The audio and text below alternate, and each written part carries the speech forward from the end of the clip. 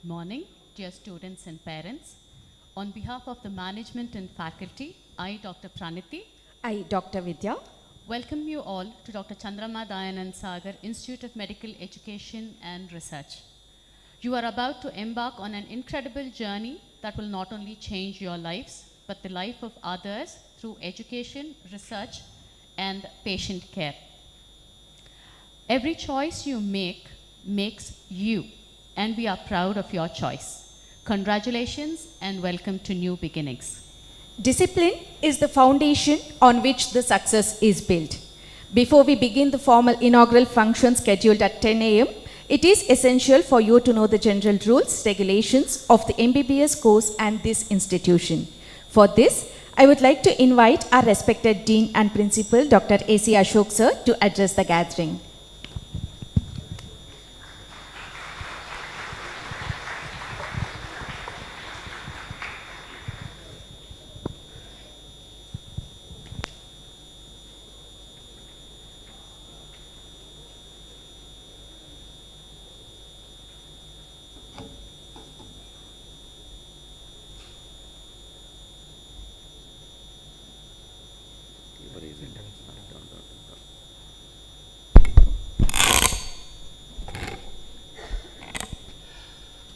Pleasant morning to all of you here.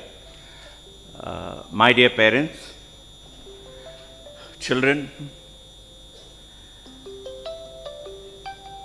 it is indeed a proud moment for both the parents, children, and the institution. All of us, we are embarking and we are etching this day in the history and annals of our great institution, that is the Chandrama Dayanand Sagar Institute of Medical Education and Research, which is ultimately a vertical of the Dayanand Sagar University. That is a larger picture. Today we have exclusively the medical and some of the medical allied programs which are currently running in this very soil, and maybe with days to come the entire university shall move. It may not take much time. We are looking at a period of somewhere around maybe another 2-3 years. We should have the entire university, including the medical, engineering, allied, the other sciences, arts, humanities. So everything is going to be under one roof, under one place, in this vast 140-145 acres of campus. So you can imagine the number of people, the number of students, the number of faculty members, the number of interactions, and the number of vibrant interactions what you are likely to have in coming days.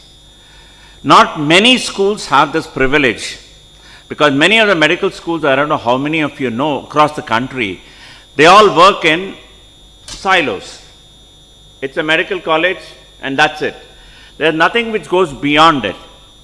But it is only very few schools which actually have this kind of privilege of going through the entire university so that you have a vibrant interdisciplinary interaction. Sometimes we go in search of friends from other domain, but you need not have to do that in this institution, whereas you will have people from all walks of domain, and that helps in building your career, and it makes you a much more robust human being. Unless we are exposed to various adversities and various places, we never become strong. A typical thing what happens in the human being is, when we get exposed to a lot of diseases at the subclinical level, we become much more stronger to face the future. In the same way, if we as students and we as starting our career, if we are able to get across to the various people across, whether it be domain from the medical field, allied health field, nursing, physiotherapy, or anything other than health sciences, engineering sciences, humanities. See, all this are important, and it definitely molds a person into a much better human being. So that is the mantra for this educational institution. The people who have built this have got this as the backing and idea, stating that tomorrow we built our students who come out of DSU will be strong enough to face the future and the future world. That is very important. So we need you to interact not only with our own, the verticals of the medical and the allied medical, but we would also expose you to things beyond that. Well, a hearty congratulations to all of you. How did you find this foundation program? We have done it for 10 days, I think we have done it. Is it? You have to say yes or no, otherwise they'll presume you have not done it. You have done it for the past, how is it? You found it informative? Did you find it useful? Because these are things off the mill. These are not routine, regular, day-to-day teaching which will happen in the school. These are things what we felt that you should be equipped in order to come to the medical domain. So we felt these are all value-added programs which definitely makes you a better human being. There are a lot of passive learnings which is going to happen. It is not one active that whatever I take in the class is going to be an active learning. Whatever I do it in the clinics is going to be an active learning. But there are a lot of passive learning also which happens. You observe your teacher, you observe your patients, you observe your treatment philosophies which have been taught. All these things many times are not taught in the regular textbooks of medicine, but these are all observed learnings which definitely would take you to a better pedestal. Now at the outset, I want to congratulate each one of you. When was it? When did you finish? March, April? Your PU? April? When did you sit for NEET?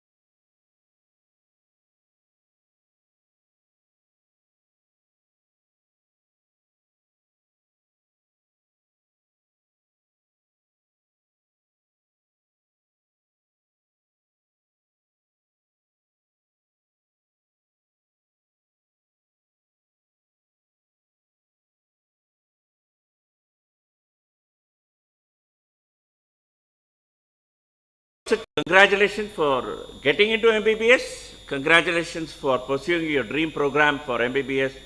And I want to express my deep gratitude and thanks to all the parents who are there with us today. You have reposed the confidence in us.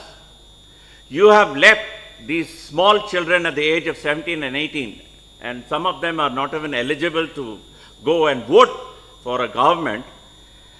I can assure the parents, the next 4.5 years when you walk back, that the next time invariably the entire parent group walks in, that is when we will have our graduation day, when we will proudly pick up all those children who were dropped about 4.5 years back, walking into the portals, definitely will walk out of the portals as proud doctors who would be able to serve not only the community, not only the research community, but the community at large. So they shall do wonders in the next 4.5 years. And I thank you, all of the parents, for having reposed with confidence. At the same juncture, I want you as children, thank your parents. Not very many countries you have the privilege of parents supporting our education. Many other places, especially when you go abroad, especially the Western countries, many of my friends are there where they had to educate themselves. It was not possible for the parents to support their education. The minute they turn 18, they are left loose. They have to support the education.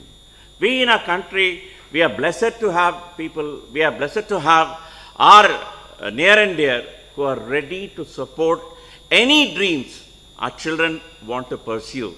So we should ever be grateful to our parents.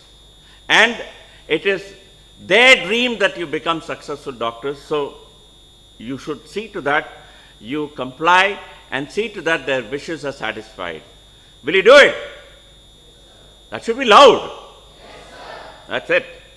So at least the parents upstairs who are sitting, they should be confident that you will deliver what they have reposed the faith on, right?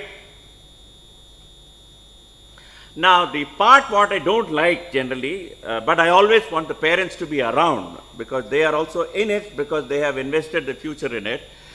The rules and regulations of what happens to a medical student who joins the program and he leaves at the end of 4.5 years.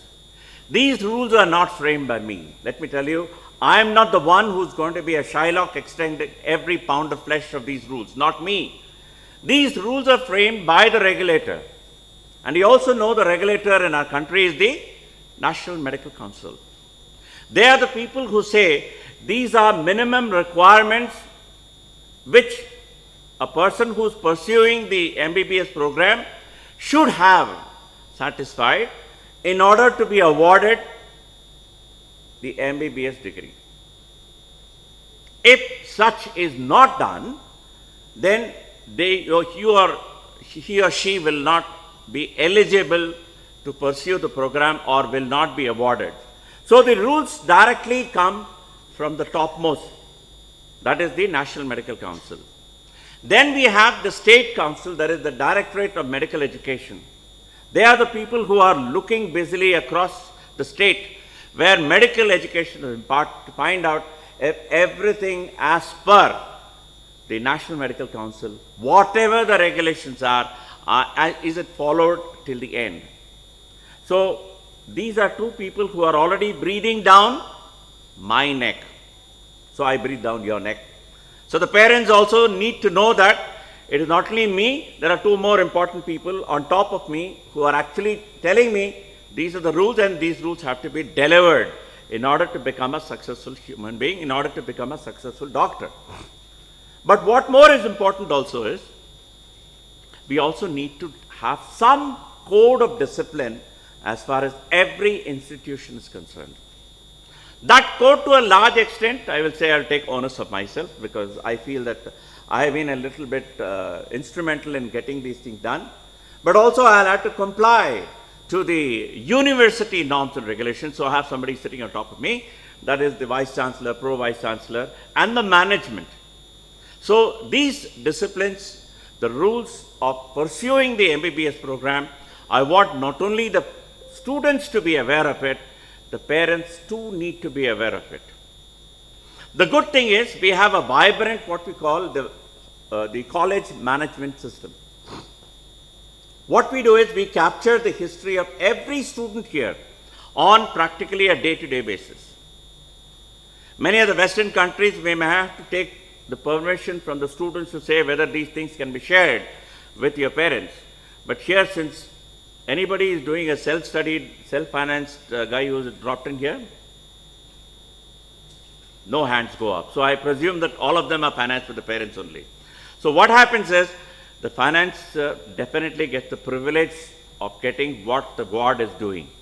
So we have a college management system where every bit of detailed information regarding your performance of the child, regarding the attendance of your ward, regarding the marks what he or she has secured, what are the fees which needs to be paid, all these things are captured. And we have an app which we will share with every parent as well as the student. So they would be at par to know what is happening. Over and above, there are other SOPs which have been incorporated into the college management system so that life for a student becomes much more easier. Today we are all carrying mobile phones. Actually, there's a phone which is ringing from the last 5 minutes. I am resisting to pick it up from my pocket. This is one of the ill effects of carrying a phone. But then there are a lot of good effects of carrying a phone. So many of these things are going to be pushed into your mobile content, and we expect both the parent as well as the student to notice these things in order to be relevant on that particular day.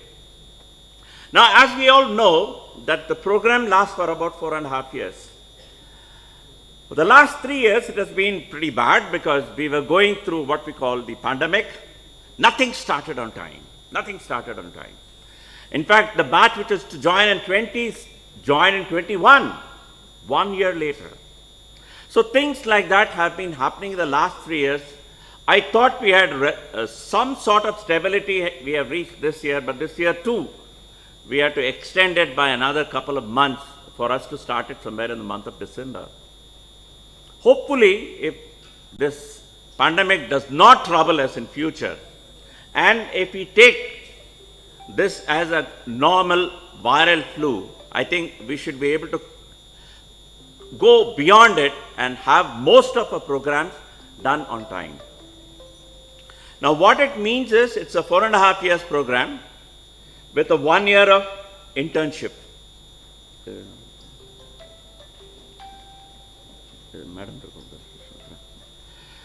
Now, phase 1 is when you have, now you started with phase 1, and phase 1 will go till the end of December 23.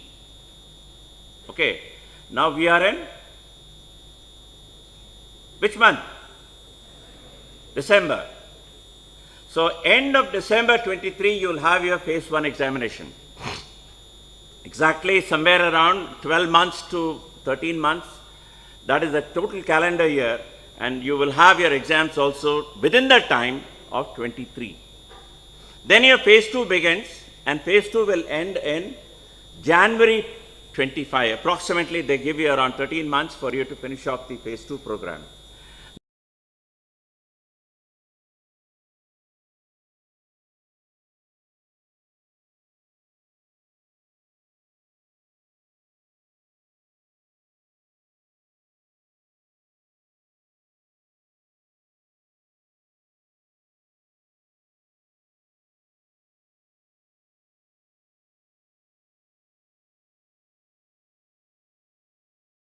Of unknown nature, only the nature controls the entire process. We don't have anything on our hands. Internship is 1 calendar year, and it should end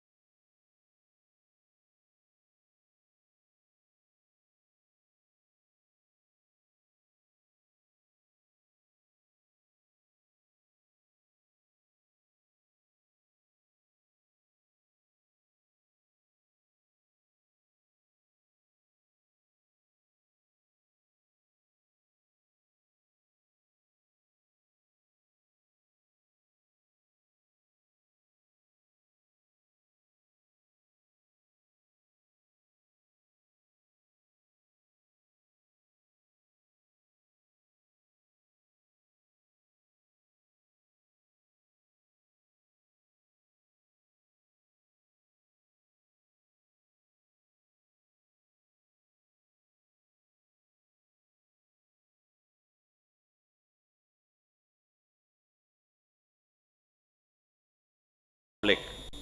No doubt the interns program was very robust, but you also know that people were more interested in pursuing their postgraduate program than spending time to learn from their internship. So then we felt that all the leaders across, the health educators across, we felt that some amount of thing is lacking. There is a void, there is a lacuna which needs to be filled. So they have come up with something called a competency, wherein we say that it's only going to be a 20 to 30% of didactic, that the way I'm talking to you guys. Maybe we could have some interaction. But bulk of them are going to be driven by some form of competency, skills, which can be measured. We never had this. We presumed that we learnt all of them and we started practicing right from day one. But today, with more awareness, more civil rights, human rights, awareness on patients, they expect a doctor who walks out from the medical school should be reasonably good in order to act as a physician of first contact. And what does it mean? Your neighbor can come and ask you, my child is suffering from XYZ, my son or my brother is suffering. Could you kindly come and have a look at that person, and could you be in a position to diagnose or at least see what next best can be done? So that is what we say, a physician of first contact, and we are empowering you to be the physician of first contact at the end of the program. Okay, so that you become relevant as doctors the day you pass out your MBBS program. And what do we teach you? We teach you something called preventive medicine, promotive medicine, curative medicine, and rehab. All the while we were concentrating on something called curative. I am from an era where we were practically practicing the curative medicine. We were put across to such amount of disease burden.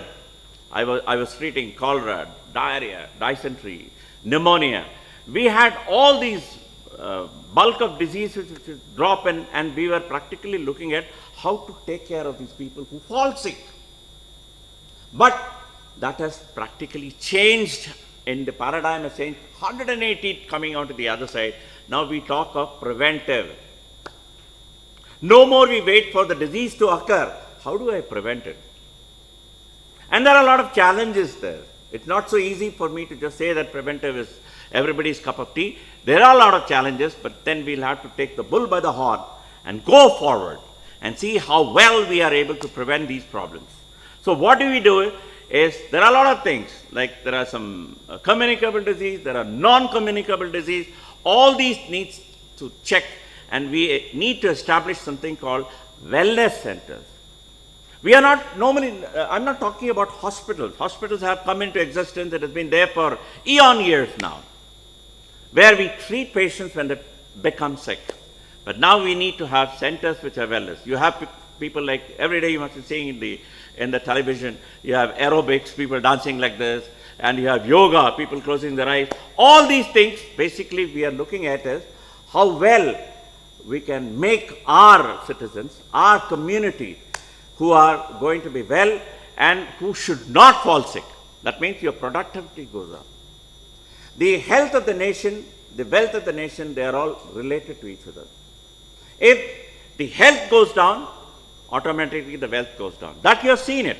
All of you, if you have been active, avid reader of newspapers, you know that we have challenges because of the COVID, which has practically paralyzed in the last 2 years.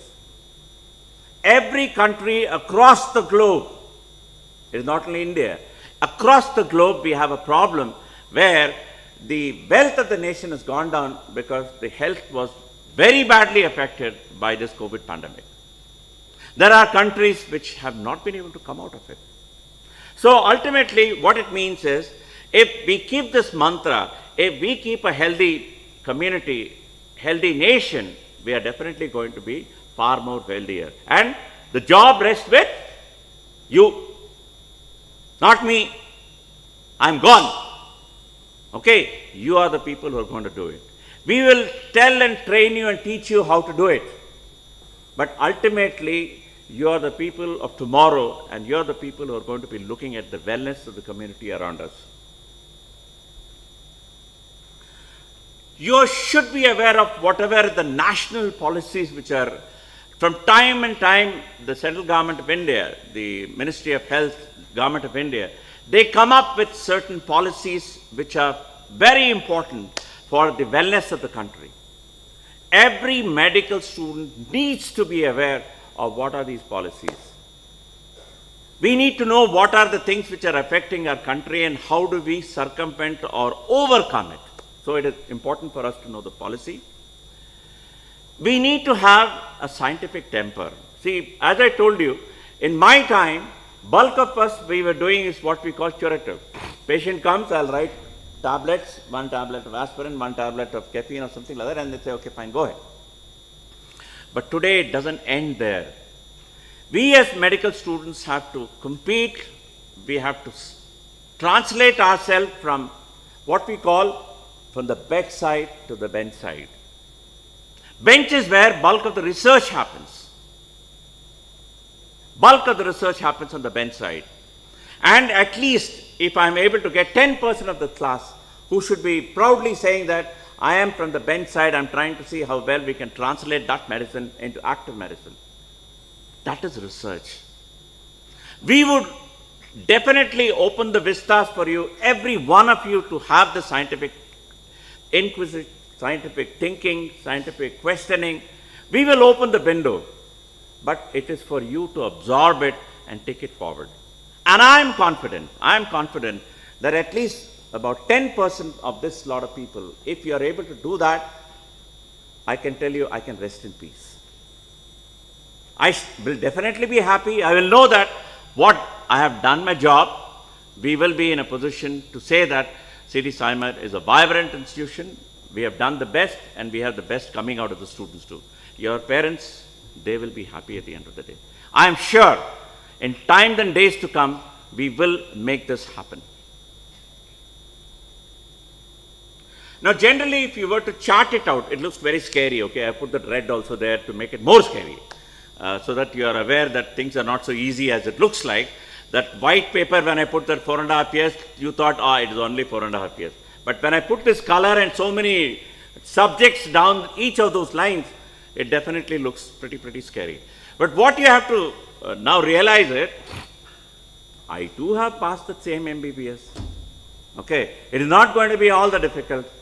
You will also pass that MBBS. But more important is, we all need to keep the timelines in check.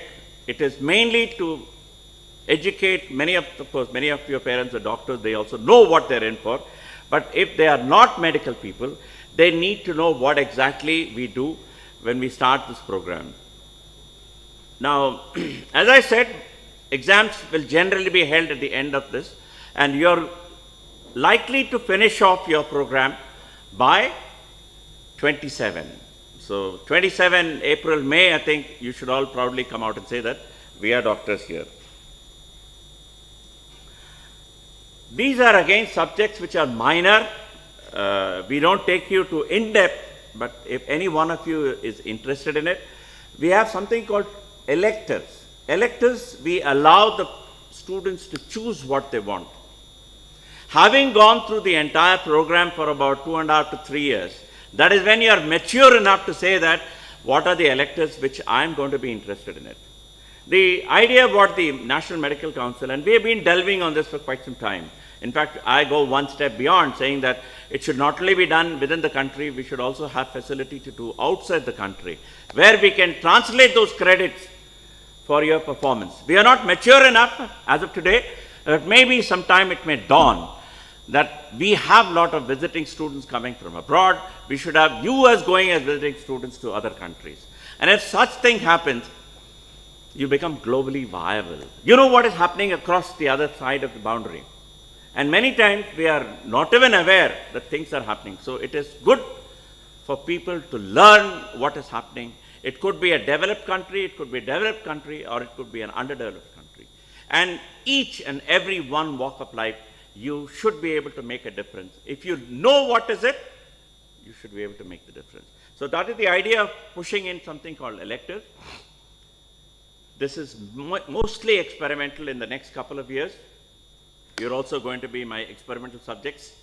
But with time, if you are able to become more wider, broader, more thoughtful, we should be able to extend these credits in such a way that it helps us to develop you into a good researcher, good doctor, good human being. So this is the basic idea of doing it. Now, assessments, if you have been taught, you need to be assessed. I tell my teachers, if you are going to be taking a class, you should also do the assessment properly. It is not enough for a teacher to say that I'll just take my classes, assessment is somebody else's domain. No, it doesn't happen like that. So in the same way, we need to find out where you are. We need to find out, have we been able to make a change in the attitude, a change in the content of knowledge what you have, change in the way you're going to behave when you are exposed to a patient or a scenario or a condition like this. Unless and until I need to find out where you are, I would not know which direction I'm going, which direction you people are going. So assessment becomes a part and parcel. Okay, there's nothing to be afraid of once you take every day as an assessment. Because for me, I'm telling you, every day is a fresh day. Every day is a challenge day. Every day there is something. I'm a surgeon by profession. I operate a lot. And every day when I come to the theater, there are challenges for me. I cannot say that what happened yesterday will happen the same today. It doesn't happen the same way. So it has a continuous change. And every day I'm assessed. Something happens good, I know that I've done well. Something doesn't happen to my liking, I know I've not done the best. So I'm assessed. I'm assessed continuously by a lot of people around. So it is an assessment which will happen for all of us. Whether you as student to become doctors, whether me as existing doctor, whether I'm doing the right thing or not. So this is going to be always there with every one of us. That's the only way where we can improve on ourselves. Unless I know my shortcoming, it's very difficult to improve. If I think that I'm always right, heard of Raja Bhoja's story or not? How many of you have heard of Raja Bhoja's story? Nobody. Whew. I think we'll have to reinvent history now. Raja Bhoj, none of you have heard? He kept on donating left, right and center, said that, okay, we'll give everything to things. And they all had to say, boss, you're always right. Boss, you're always right. And he was very happy about it. He was very happy about it because everybody started praising him.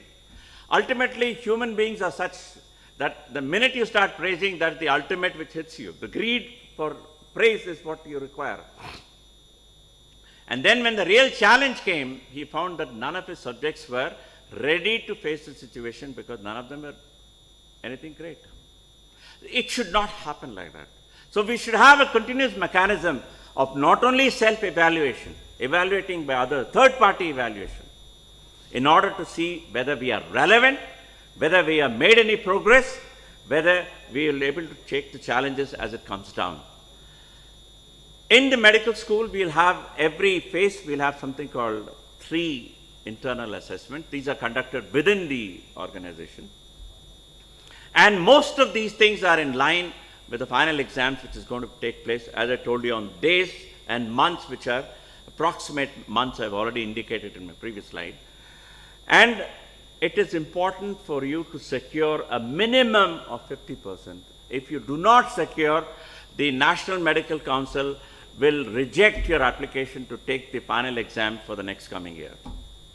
So it is mandated that the average of the internal assessment should make you eligible to sit for the exam. We are a private university. We do not come under the State University of Rajiv Gandhi University. But still, there is somebody on top of us called the Medical Council, and they do look into it.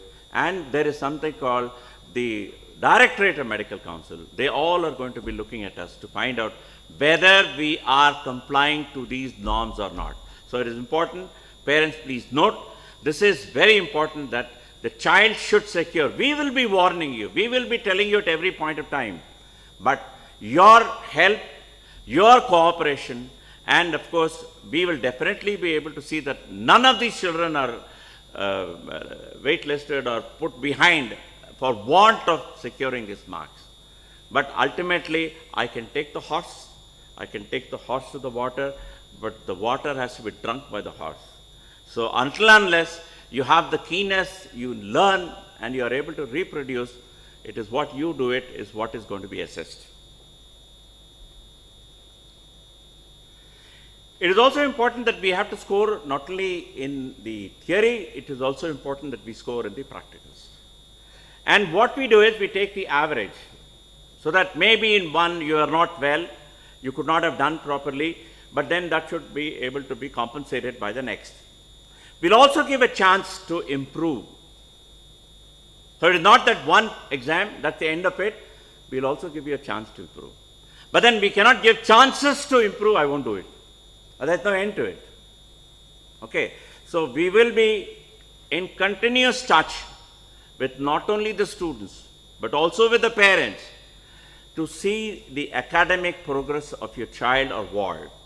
If there are certain deficiencies, we'll try to help you. We'll try to suggest, we'll try to get ways and means to see that the child goes through it. First year is going to be slightly difficult, but then once you get used to the fact that that is how doctors live. Okay, you do not know what our lives are. It is like that. We live in the world of uncertainty because I don't know what is going to happen.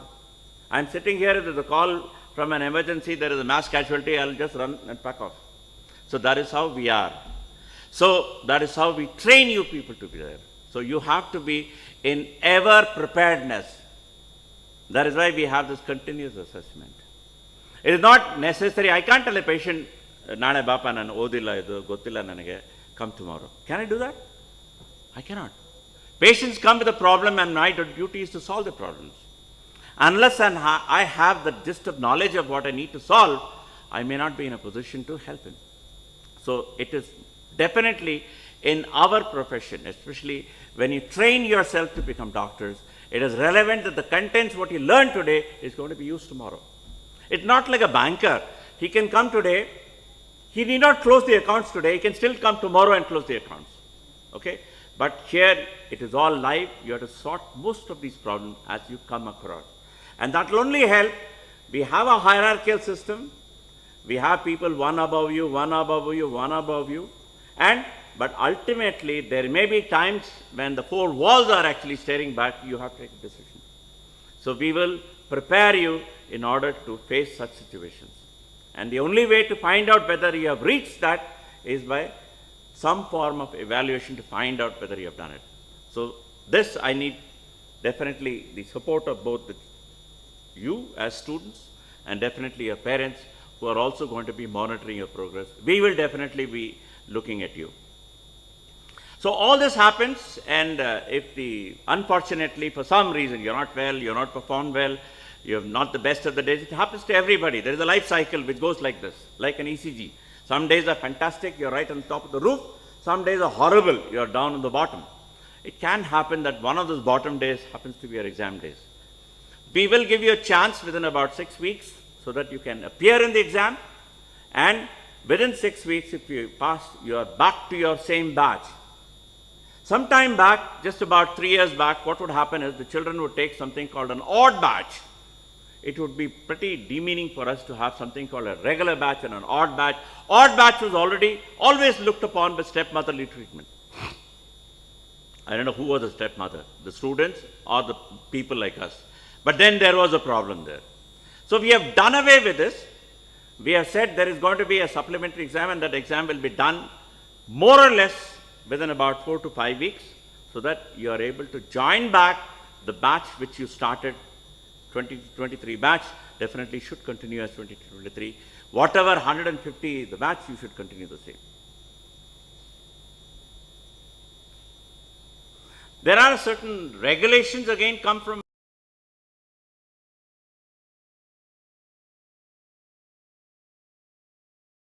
feel that, wow, this looks as brand new, and we need to thank our seniors. So today you're joining at the bottommost, but tomorrow you will be the senior most. The way you leave the campus is what the person, incumbent person will realize and see how well you have kept the campus. So it is important that I don't want to fine anybody. Okay, I'm not interested in taking money from any one of you. But I do not know what is the way to instill some discipline. I had the first year students way back in 21. The very third day they have broken the locks which leads to the terrace. I said, Yakappa is Murzaki Denini, he wanted to take some fresh air from the top, it seems. So 3 fellows have broken the lock. Okay, I know your children, you will have these fancy ideas coming into your brain very often, but see to that it should not be destructive. It should not be destructive. Anything which is constructive is welcome, but destructive is nothing great. We are going to spoil something where everybody has taken care. We will have maintenance, all these things will happen, but from your point of view, at the end of the day, when you have given me the caution deposit, you should proudly say, this is the caution deposit, not a single penny you need to take it, please give back the entire amount. And that will be a proud moment for all of us. Timings are very important. I'm telling you, you cannot walk in whenever and whenever you feel like. And I'm very strict about it. I come on time. I am 68. When I can come on time, I expect every one of you to come on time. My people come on time. My faculty come on time. Their buses come on time. I cannot expect students just walking just when and as and when they feel like. And I am very particular about it. I really shout. Days when I find about 20 odd of them who have not walked in on time, my day is bad because I have already lost a lot of adrenaline there itself. And I'm very strict about it. And not only I am strict about it, I am ensuring that the person who's going to sit in the chair tomorrow is also going to be as bad as me as far as timings are concerned. Unless and until you're disciplined in order to make timing, you shall not become a good human being, definitely not a good doctor. Imagine you're sitting in the clinic, the doctor is offered to come at 9 o'clock, but ambles across at 10 o'clock. Would you like it? I don't think any one of you will tolerate this. So, it is important that these little habits you inculcate from day one. It is going to make a sea of change as you come across. Biometric is where we capture attendance. You cannot tell the teacher was deaf, teacher could not hear, teacher. So there's no way you can tell all this. So you have to plug in, you have to push in your thumb, attendance is directly captured. So there's no way I can say that teacher is at fault. You are at fault if there is anything which goes wrong. So you have to capture those attendances. And anything which is shortage should be flagged not only to you, but also to your parents. And to these parents, of course, since bulk of you are supported by the parents, fees needs to be paid on time because we have a lot of commitments. We need to pay our salaries. We need to look after our hospitals. All these things are important for us. So it is not saying that I will pay it tomorrow, I will pay it next month, I will pay it the subsequent month. It doesn't help us. And fees has got nothing linked to your exam because fees is collected annually. And many of these exam patterns you would have seen it is on 13th month, 14th month, 18th month. So it doesn't actually tally with the academic or the calendar year. The calendar year is what we consider as fee, and you will have to pay the 4.5 years of fee. Whether you stay, tuition fee is one. The second component is your hostel and the messing fee. So please, parents, it's just my request. I do not have to say that, okay, next month, next month, next month. Plan yourself. You have next 12 months to plan to see how well you are going to pay the fees of your ward. Look into these things, timelines, and see to that it is paid on time. Ragging is zero. Why am I talking to you? Ragging is zero because tomorrow you are going to rag. Okay. We have taken an undertaking from not only you but your parents also. So you cannot say that I am unaware of it. You are aware of it. So please note, it is a punishable offense. It is a non-bailable punishable. There is a complaint, nobody even can come and bail you out. I'm telling you, these are all non-bailable offenses. And it is going to have an impact on your career. Your career goes for a boom. That's the end of it. Last 2 years we have been fairly good, and I want you people also to continue the same way. Let us make this institution as zero tolerance ragging, and you should all come forward and see to that it is done.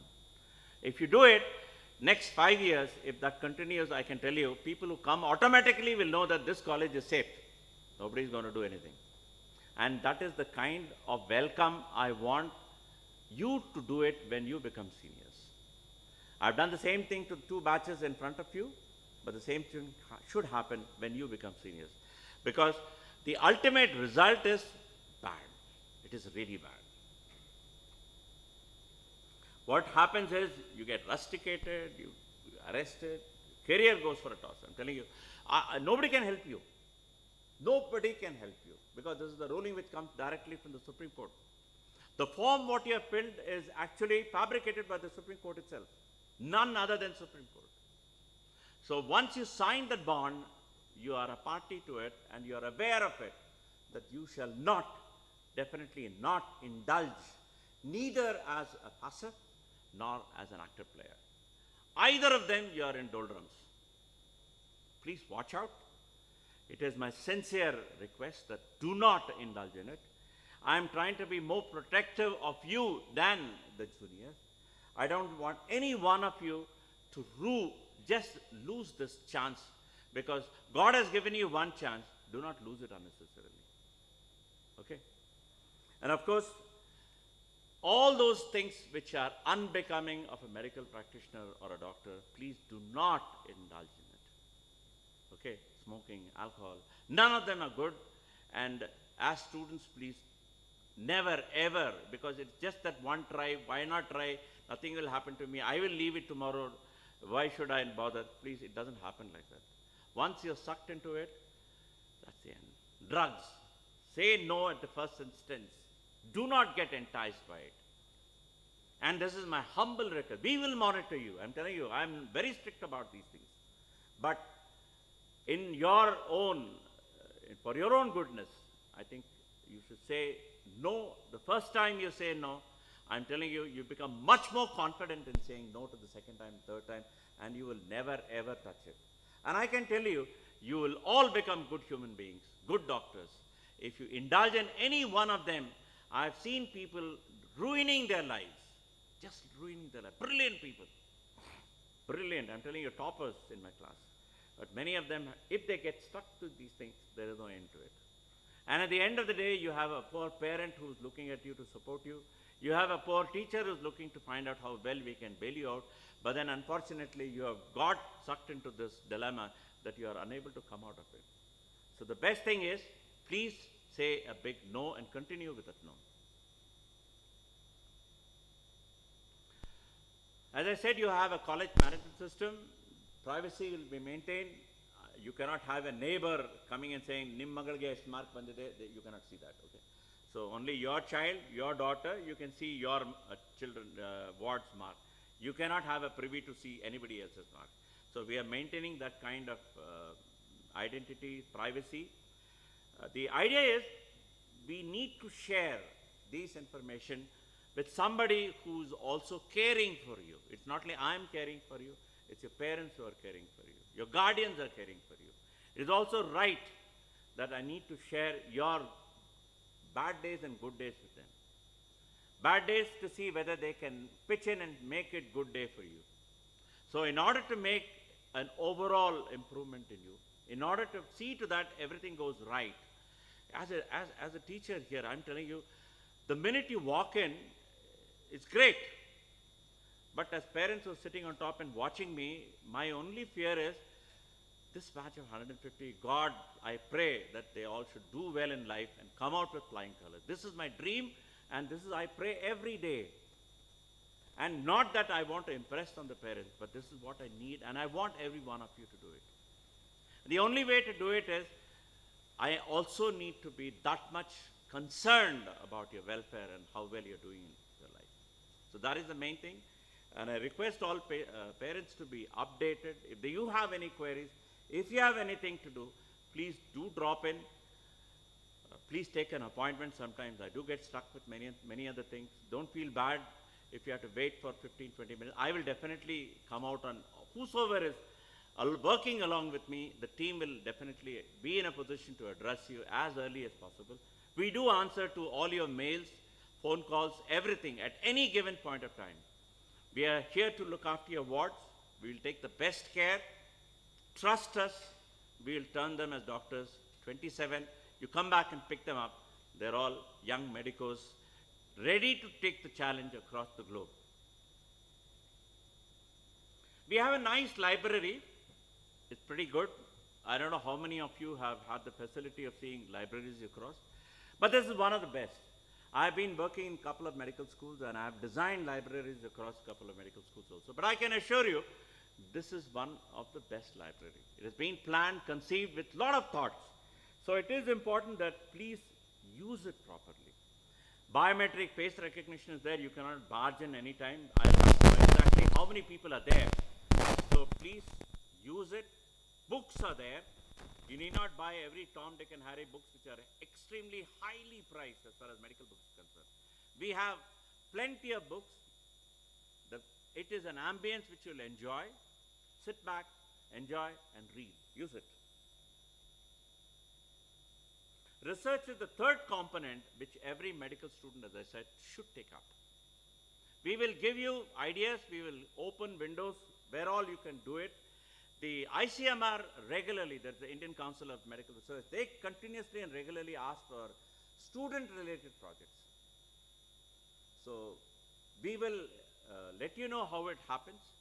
I want as many children as possible trying to put your hand on research.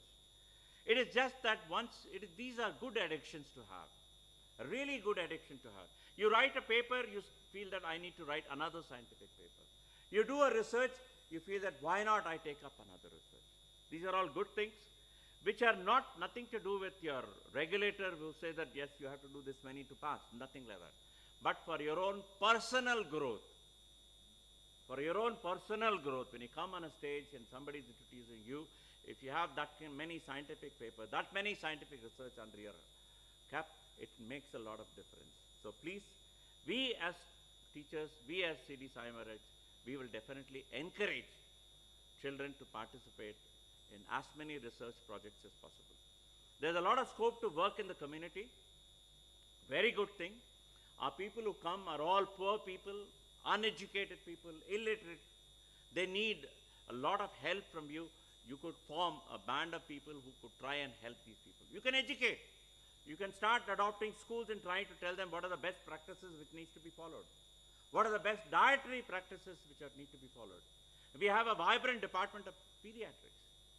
We have a vibrant department of obstetrics. We've just completed about 100 deliveries this calendar month, just about yesterday. That is the kind of work what we are doing in the hospital and various places. So feel free, come out of your shell, try to interact, try to do the best not only for your own people, your own community, your own scientific, as well as the community at large. You will definitely be remembered for a longer time. We have a fantastic skill lab.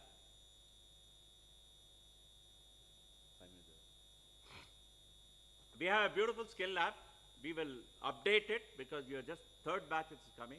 The idea of skill lab is to try and train you before you really have direct patient handling. That really helps. We didn't have anything called skill lab, and many times we made a lot of mistakes on patients. That is inexcusable. Nowadays, patient rights are known. Patients are aware of what they are in for. They know a junior doctor from a senior doctor. So it's not something that you can fool those children, fool those patients. So it is very good that you learn something in a controlled atmosphere. That is the skill lab. Do procedures in the skill lab. How to suture in the skill lab. How to make a diagnosis in the skill lab. How would I save? You have done CPR, right? You guys have done CPR? You liked it? That's it. So the more of CPR you do, you sort of get into some sort of a regime. You know this is what needs to be done. And the idea of this school is train you the best way in controlled atmosphere so that when you go to the field, you are the best when you start practicing medicine. And whatever is available and whosoever is ready to pitch in as far as skill lab is concerned, we will promote and get best of the products available in the market in order to train you into all the skills which are necessary for you to make a successful medical practitioner. Communication is the last thing I need to say because every doctor needs to talk. If the doctor doesn't talk, what happens? Hey, doctor matade ella yen ella. That means you are creating a lot of confusion. Many of our problems today where there is unrest among doctors, unrest among patients, all because of miscommunication or malcommunication. If you were to talk to the patient, make him understand, or his relative, this is what we are in for, this is how the patient is going to do, this is what happens. I am telling you, many of these things can come down to a great extent. But I am telling you, many of us are not able to communicate properly. But that is not acceptable once you become a doctor. Maybe if you are a scientist sitting in a lab, not surrounded by anybody in a quiet corner, you could still consider yourself, no need for me to talk because I am going to put my mark in the scientific temper of this. But whereas once you are exposed outside in the public, it is mandatory that we are able to communicate. And language is the other thing which we always pick. I was trained in Delhi, I speak multiple languages, both up north and down south. Because easy for me, without knowing the language, I'm telling you, it's very difficult to extract history to the patient. What is more is, you will not be able to give that kind of confidence to your patient unless you are able to talk to him in the same lingo. That is when you are able to convince him that what you're doing is right. Convince the patient, the attender, what you're doing is right. And you will be able to help and see to that he complies to all those instructions what he gives. So it is always, I have always seen that doctors are good at language. They learn these languages, especially the common parlance used in the hospital. And I think each one of you should be gifted. How many of you cannot speak Kannada? How many of you cannot speak Kannada? Be bold, there's nothing wrong in it. How many of you? Okay. We will have something called classes which are going to be conducted by a couple of our own senior doctors who are very good at communicating in Kannada, who will be able to transform and translate a few of those common used jargons and common used history where it will help you to elicit a proper history, making a diagnosis and treatment and communicating with patients. By the end of 4.5 years, I can tell you, I will ask the same question if I am there on the stage. How many can speak Kannada? I can assure you, none of you will say that I cannot speak Kannada. All of you would be in a position to do it. It always happens. 4.5 years is a pretty long time, and by then you learn the language. And most important is, it doesn't end. It just begins when you join MBBS. Every day we learn something new. I am from an era, way back in 70s, I don't think your parents were also born then. Way back in 70s when I started my medicine, we used to say big surgeons, big incisions. Okay, my boss was one of the famous surgeons, and he was the surgeon to the President of India, the Governor General of Delhi those days. Delhi was not a statehood. So he would say that making an incision right from here, big surgeon. But it has undergone a rapid change. We have now come to an end of the other side where we say minimal access surgery. Nobody wants to cut that big. So that patient needs to get back to the work as early as possible. I need to change.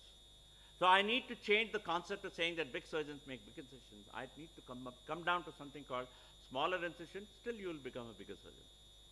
So the transition for us was quite traumatic.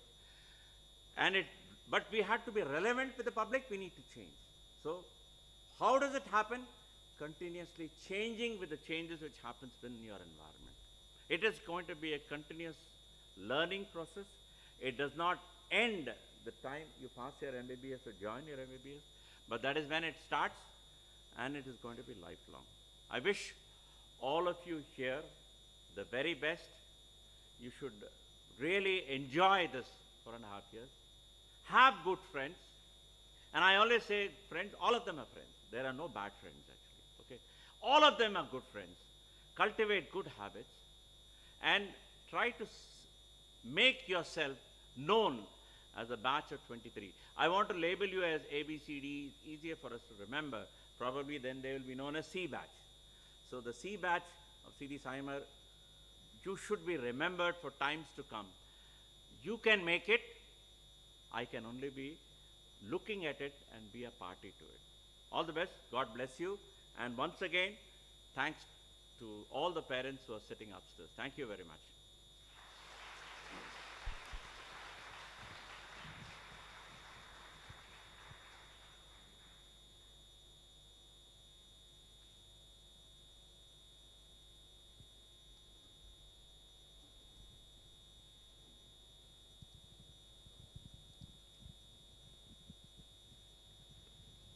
Thank you for that stimulating session, sir.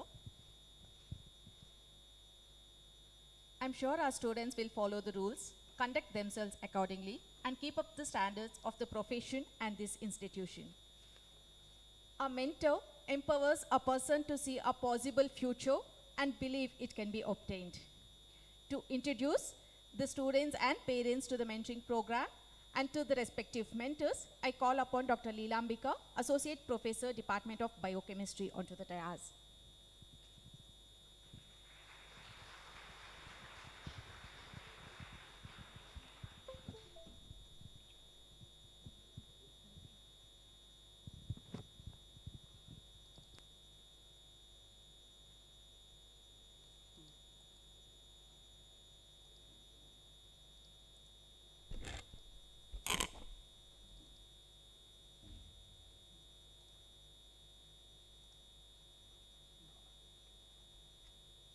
Good morning, one and all. After listening to our Dean Sir, such a vibrant, roaring voice, I think it will be a little bit difficult for me to catch your attention for another 15 or 20 minutes. Because Sir is very disciplined, he is very strict, he is a versatile, multi-talented Dean under whom we are all working here. Because I am taking about mentoring and seeking help, he is our super mentor. I have already taken classes for you, but for the parents, this is just a brief introduction about the mentoring.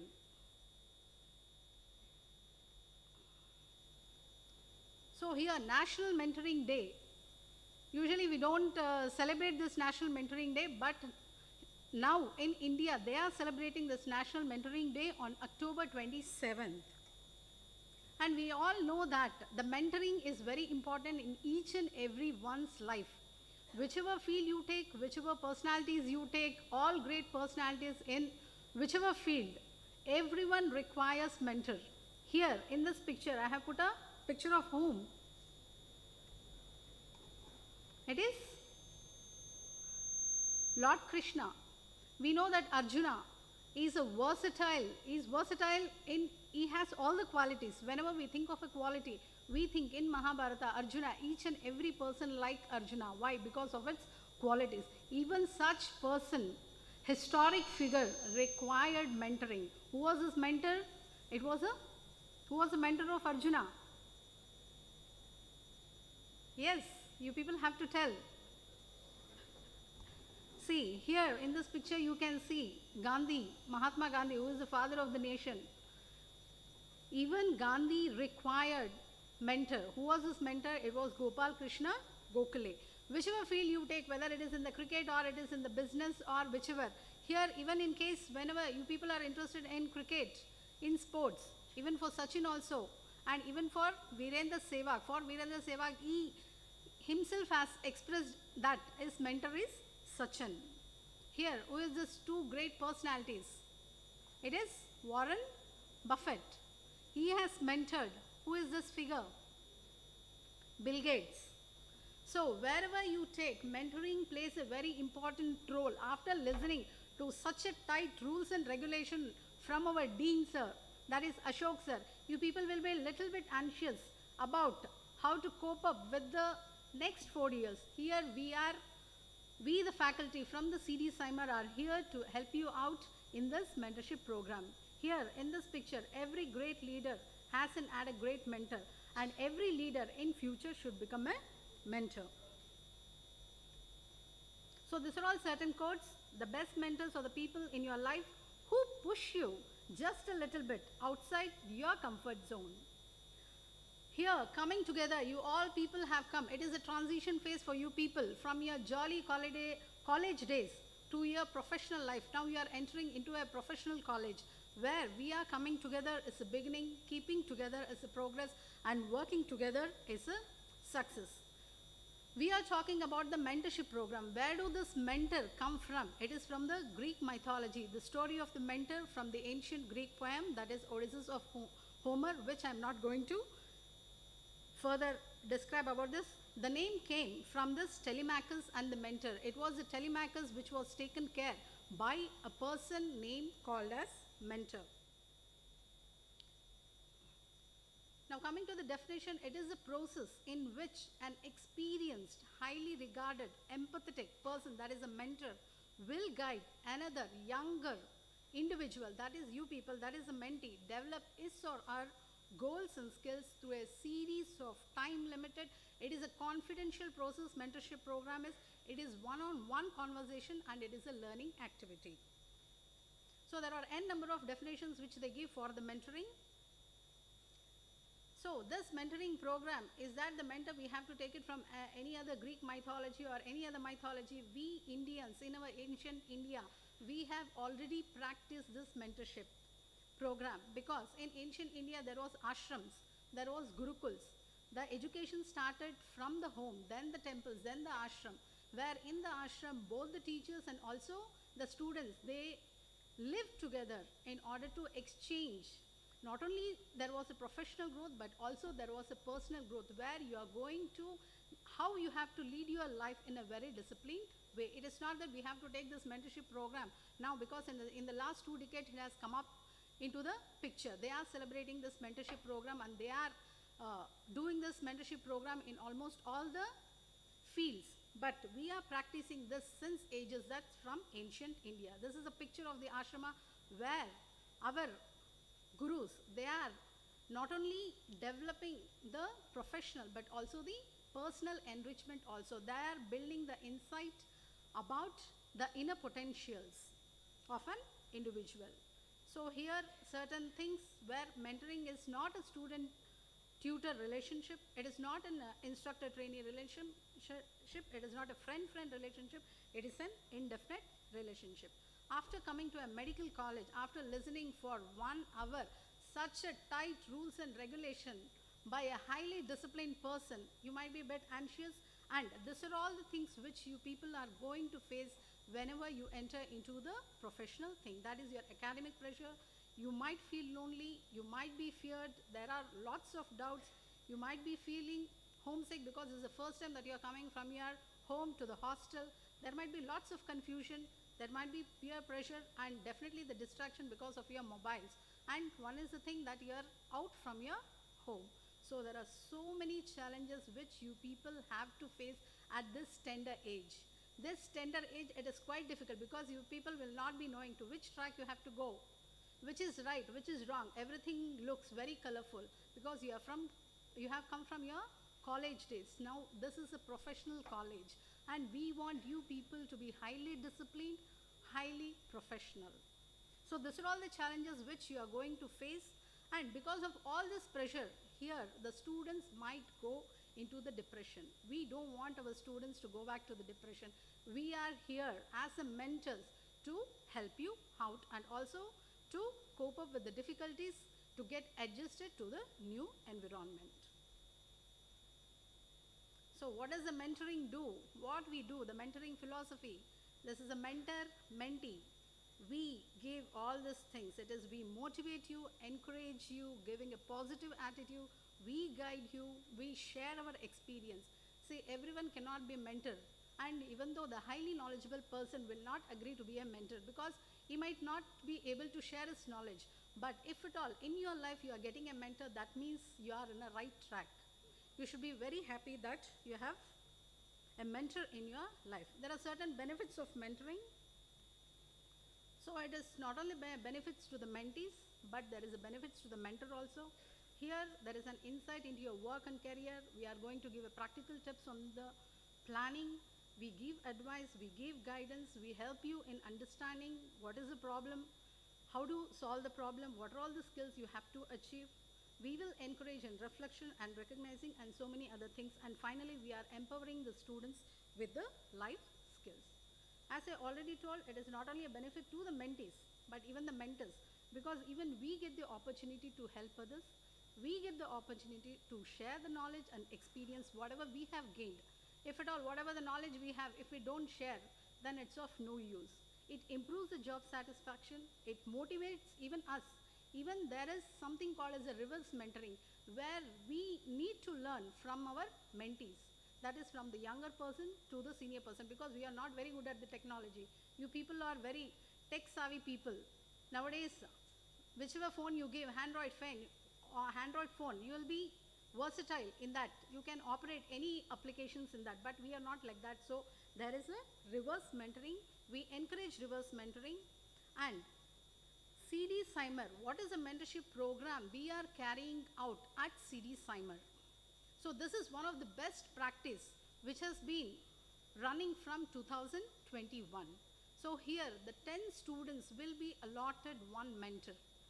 at least one mentor-mentee meeting will be carried out in a month. Each month, it is a mandatory in our institution that the mentor-mentee program has to be taken care, and they will be having one mentor-mentee program in a month.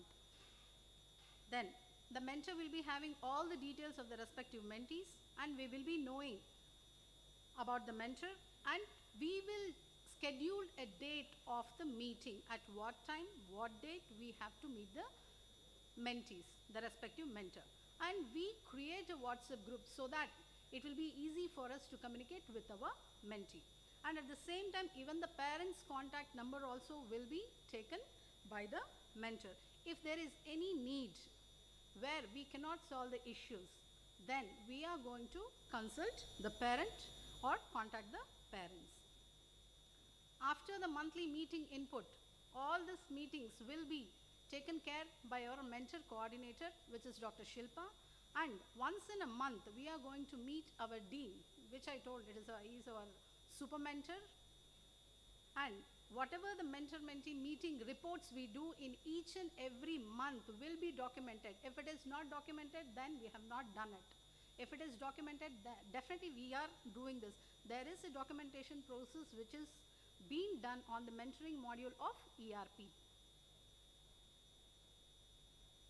So these are all few in particulars which we are going to have about individual students, like what is the name, batch, roll number, mobile number, photograph, hostel number, room number. So parents' name, contact number, parents' email ID, what is the residential address. And at the same time, it is both professional and personal care we are taking. And we also take care of their class attendance, academic performance, social relationship, and any deviant behavior. And there is a checklist. Certain do's and don'ts which I am not going to take, mentors' do's and don'ts. And whichever program you take, mentorship program, it all depends. The key component is, one is the trust, focus, empathy, congruence, and empowerment. It stands on these 5 things. So here, mentorship is never a judgment. It is never a judgment. It is a form of life helpline for the student. In Kaun Banega Crorepati, you people would have seen what are all the 4 lifelines. Here also we act like a life helpline for the students in order to empower you and enrich you students. So don't just participate in the mentorship, leave your mentorability and enjoy it. So before I close my brief talk about the mentorship, definitely I have to tell about our super mentor. Who is our super mentor? Huh? It is our dean sir, because you people are mentees to us. We are mentees to our super mentor. Even if at all, if we lose a track, each and every track, what we do, whatever the encouragement, motivation is required, is given by our super mentor. So here the mentor manages the relationship, he encourages, nurtures, teaches, offers mutual respect and responds to the mentees. Each and every person in each and everyone's life, mentorship is very, very important. So these are all the list of faculties which you people will be meeting in the afternoon session, both the parents and the students. I'll just call upon the faculty from different departments. Department of Anatomy,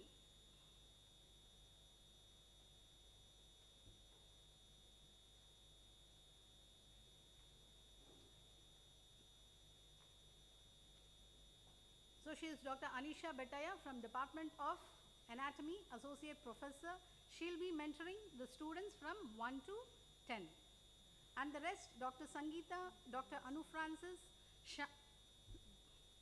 this is Shamali, she'll be mentoring the students by the admission number 31 to 40. They are from Department of Anatomy. Now I will request Physiology Department to come on the stage.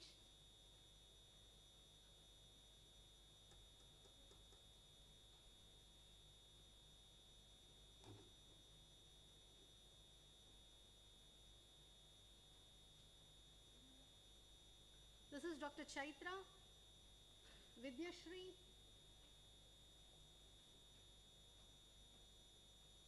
Dr. Yatish and Dr. Ravi Kumar, Department of Physiology, will be mentoring from 61 to 100.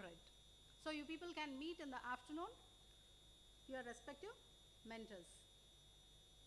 Next, I will call upon Team Biochemistry from the Department of Biochemistry.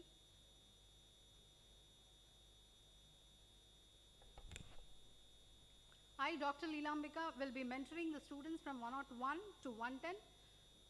Then she is Kirtika and she is Akshita. So you people can meet up after lunch at 2:30 in the respective department. If at all, if you want to meet the anatomy staff, you have to go to the ground floor, anatomy department, physiology department and the biochemistry department. It is in the first floor. Mentoring works. Have trust in it, and I would thank everyone for listening to a brief talk about this mentoring.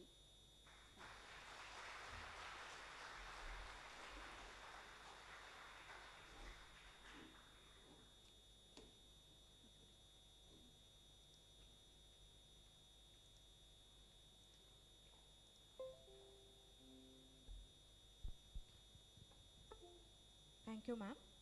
Dear parents, be assured that your wards will be taken care of. I request everyone to be seated. We shall start the inaugural event shortly. Thank you.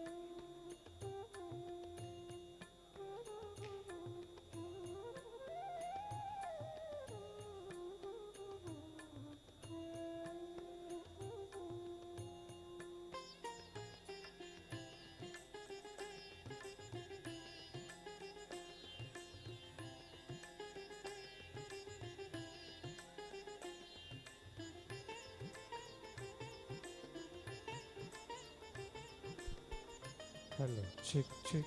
Hello, hello.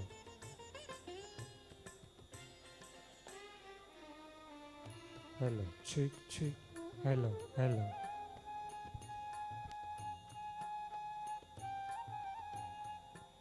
Hello, chick, chick.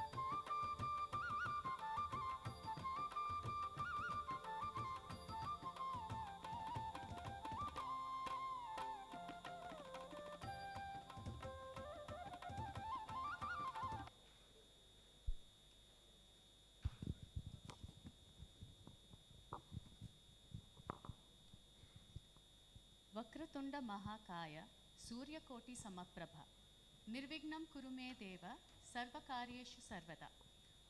Welcome back, ladies and gentlemen. We, Dr. Praniti and Dr. Vidya, would like to take this opportunity to extend a very warm welcome to our honorable dignitaries.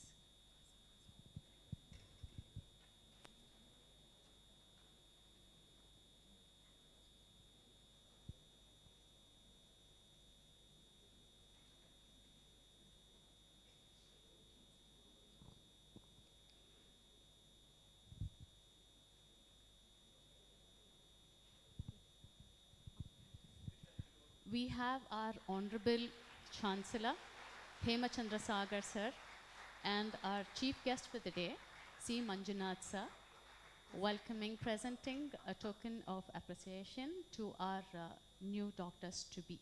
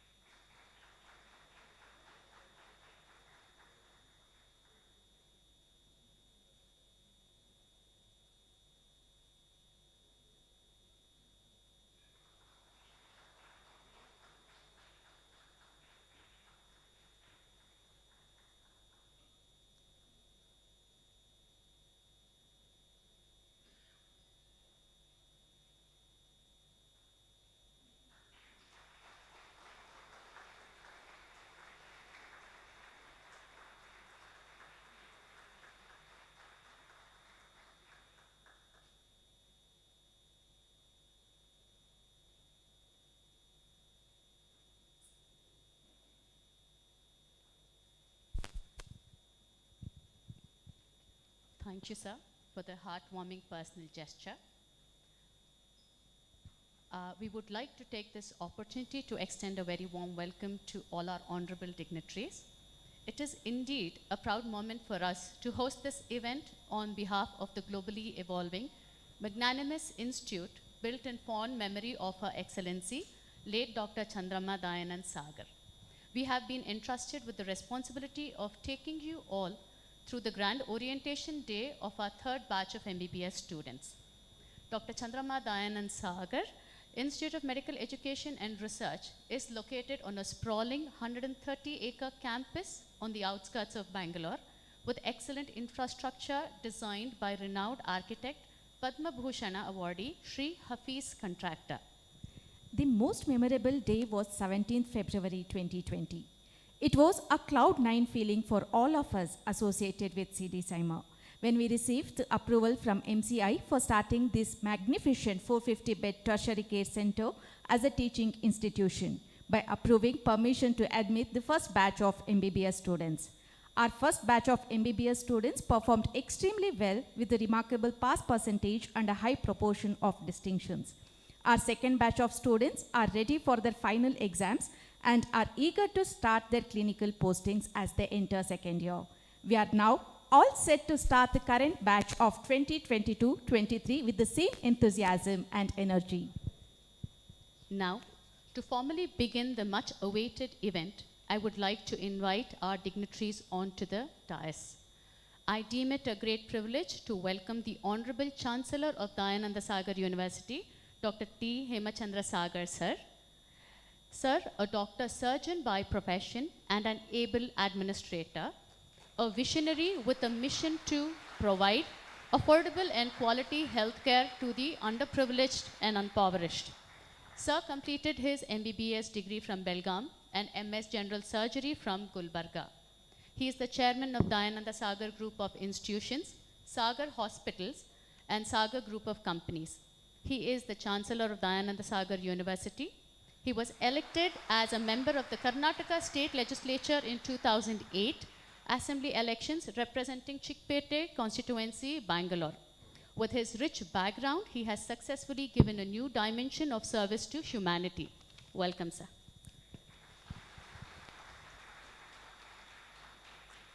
We consider it a great honor to welcome our chief guest, Padma Shri Dr. C.N. Manjunath sir, a senior cardiologist and the director of Sri Jayadeva Institute of Cardiovascular Sciences and Research onto the dais. Welcome you, sir.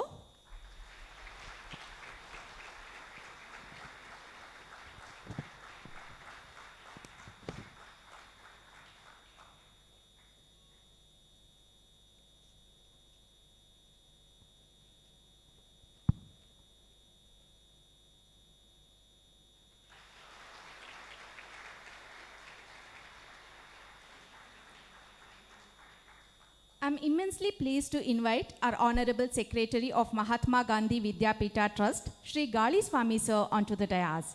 Sri Gali Swami sir has been associated with Dayananda Sagar institutions since early 60s, has played a key role in the growth of the institution since the inception.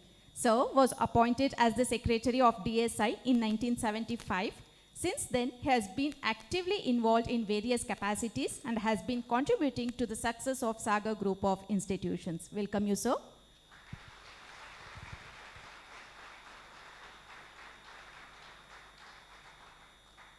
It is my pleasure to invite our Vice Chancellor, Dr. K.N.B. Murthy, sir, onto the dais. Dr. K.N. Balasubramaniam Murthy, sir, is the current Vice Chancellor of DSU. Sir has completed his Masters in Electrical Engineering from Indian Institute of Science, Bangalore, and a PhD in Computer Science Engineering from IIT Madras. Sir has served as an able administrator at various well-known institutions, has authored more than 100 research publications and a book. He is a recipient of CM Nagaraj Memorial Award for his immense contribution to higher education sector. Welcome you, sir. It is my pleasure to invite our Registrar DSU, Dr. Putra Madappa sir, onto the dais, please. Sir holds a doctorate degree from Jadavpur University in the field of devices. He carries with him 24 years of teaching and administrative experience. He is a member of several professional bodies like IEEE, Indian Society for Technical Education, and System Society of India. Under his able guidance, several research scholars have been awarded PhD degrees. Welcome, sir.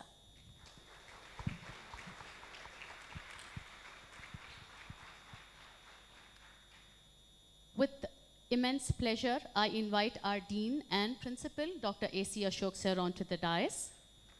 Sir is a general surgeon. He brings with him over 25 glorious years of teaching and over 11 years of administrative experience as Registrar of Academics, Principal and Dean of leading medical colleges in Bangalore. He was awarded the Pyarelal Sharma Gold Medal in Surgery, Best Resident and Best Surgical Teacher Award from the Ministry of Health. He is a Fellow of the International College of Surgeons, is a member and faculty of the International Trauma Life Support, and has a fellowship in minimal access surgery. He has completed his senior executive management program from IIM Bangalore. Welcome, sir.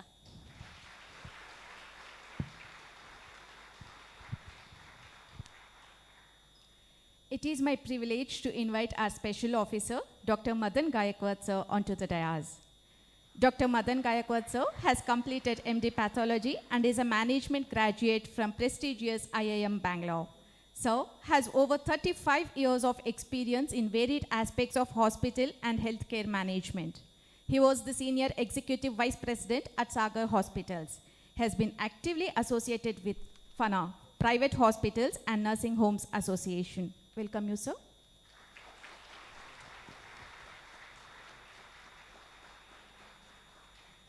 We heartily welcome Mr. Nishant Sagar sir onto the dais.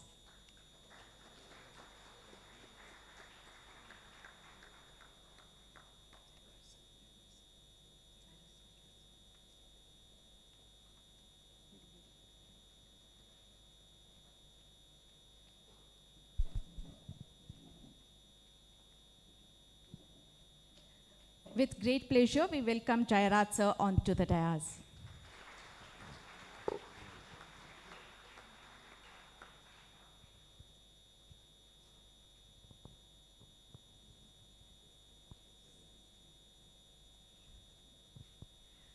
I now request Ms. Bhavana, first year MBBS student, to present an invocation song.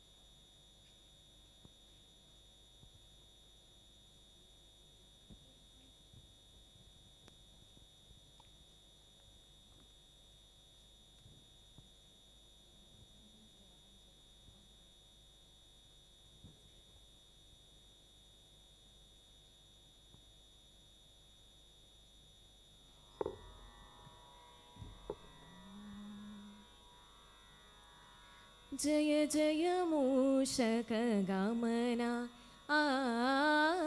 जय जय गजानना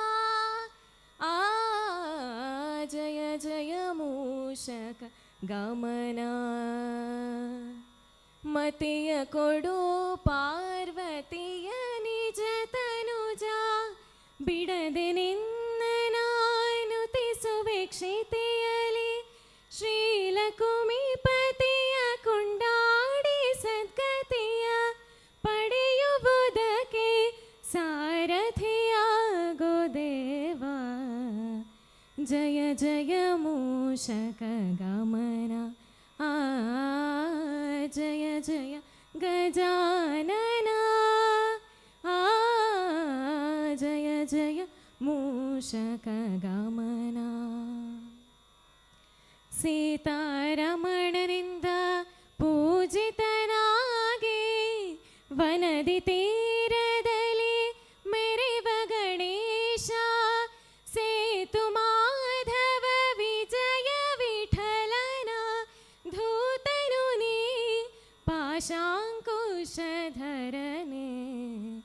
जय जय मूषकगमन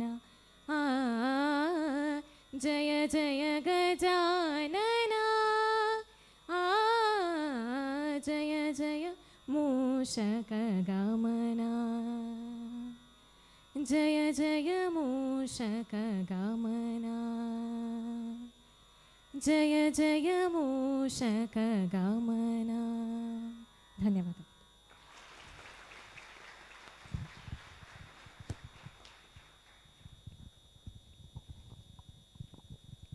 Thank you, Bhavana, for the melodious rendition. I now request our beloved Dean and Principal, Dr. A.C. Ashok Sir, to welcome our dignitaries and to present the opening remarks.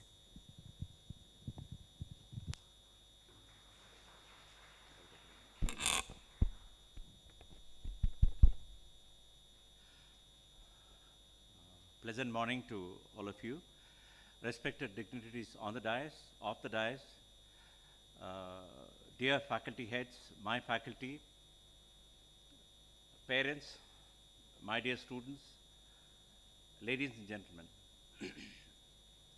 It is a proud moment for any school, whether it be a medical, engineering, or any school for that matter, to receive the batch of students at the start of the career. And especially so for a medical school, for starting and initiating the program of MBBS. This is the third batch of students because we got a permission somewhere in 2020 and we have done 2 batches and there's a third batch which is currently joining us and all those 150 students are there with us today. It is big congratulations to the students who have really struggled, burnt the midnight oil, because I was saying just in the morning, there are some 15 to 16 lakh people who applied for the program and hardly about 80,000 or 75,000 get selected. And they are the chosen few ones who can pursue the program of MBBS. So that is the disparity between what is application and what is ultimately the people. It practically boils down to somewhere around 1/10 of people are going to pursue the career, at least in India, and many of them do go abroad and pursue it from elsewhere. It is always wiser, safer, much more profitable, and definitely far more convenient if you're in your own home state, homeland, and pursue the career because you know what needs to be done, and you know in familiar surroundings and friendly surroundings. So it is really a big, big congratulations not only to the children, but also to the parents. Parents, because they were supportive for all this endeavor what these children have done today. And definitely, it is with their support, unflinching support, I think both mother and father must have just been around you for every bit of help what you needed during your initial informative stages and when you started thinking of joining medicine and finally landed up in a medical school. I want to congratulate the parents and of course the students again that you have chosen wisely to pursue your medical career in a place like Siri Saimar. Why would I say that? Because this is built on the edifice of Madam Chandrama Dayanand Sagar, a lady who had practically put every bit of her effort in not only educating herself, those days it was very difficult to educate a lady, and all the more to not only educate herself but come in flying colors. And her dedication to the people and the society at large. It is well known. It is not something that we need to tell. It is a well-known factor. She was there for the people of downtrodden and the people of haves and have-nots.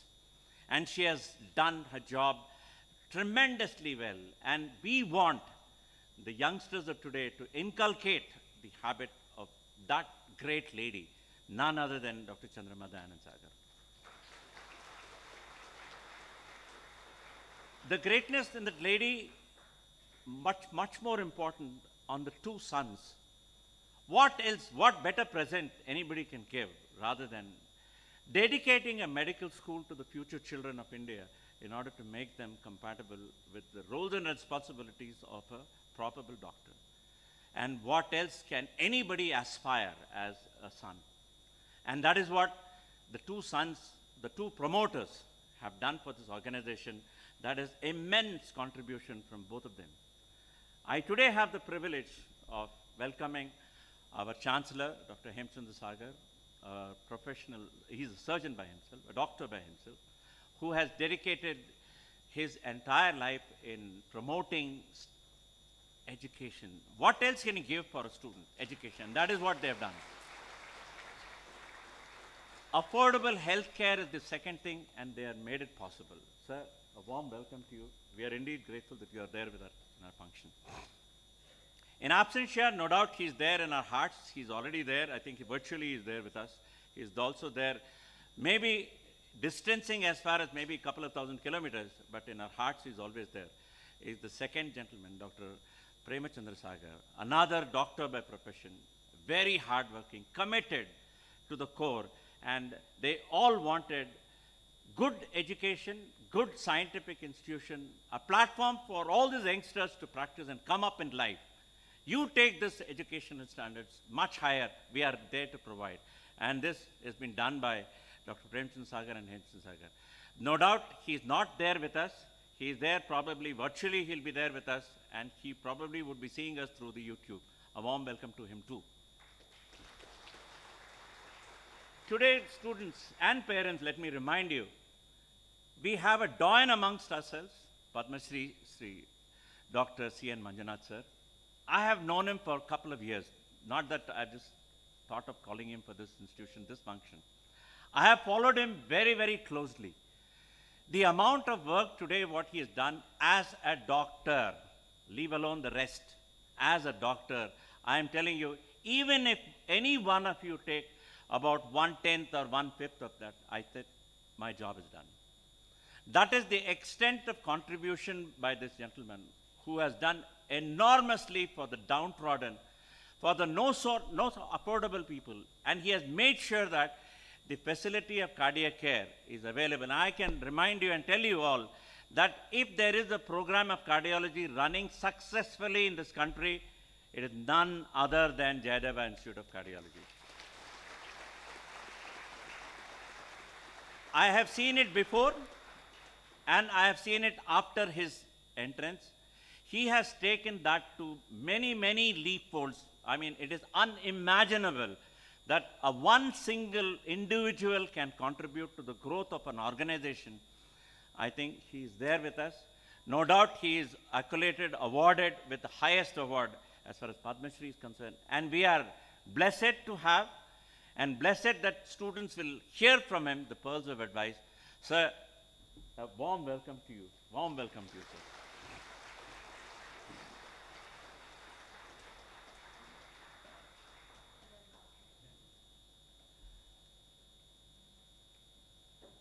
Next to him sitting, I don't know how many of you can guess his age.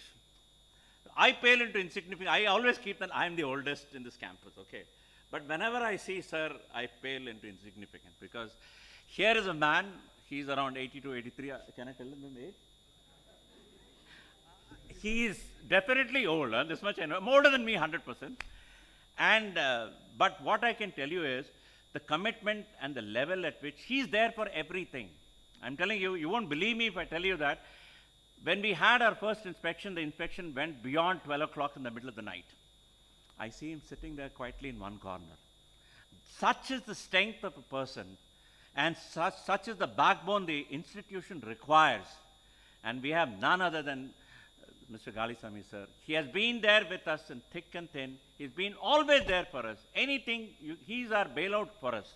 If we are not able to reach the promoters, the next best we can, and he has a solution for everything. And it is a privilege, and it is a proud moment that I extend a warm welcome to you, sir, for this August gathering.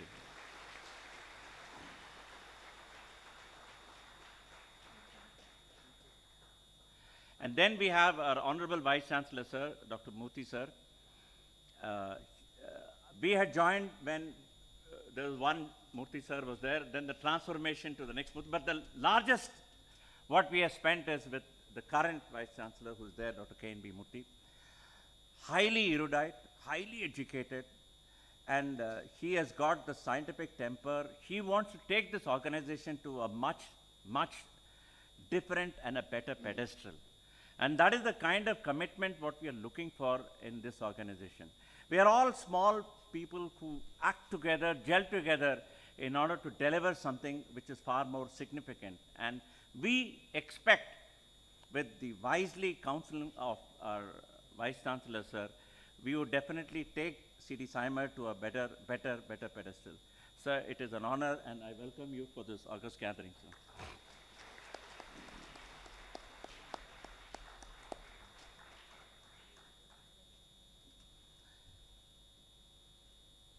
In Dr. Puttamadappa, he is always there. I keep telling him, do you at all go to sleep? That is the kind of attachment and that's the kind of commitment this gentleman has. Whenever we are in trouble, he is there. Most of the time, he wants me. He says, sir, there is an MCI team or an NMC team which is circulating, please look into it. So that is the level of commitment to which we have. He is there for all the academic programs. And today, if we are able to run a vibrant academic program for the MBBS students, it could not have been there without the help of Dr. Puttamadappa, sir. A warm welcome to you too, sir.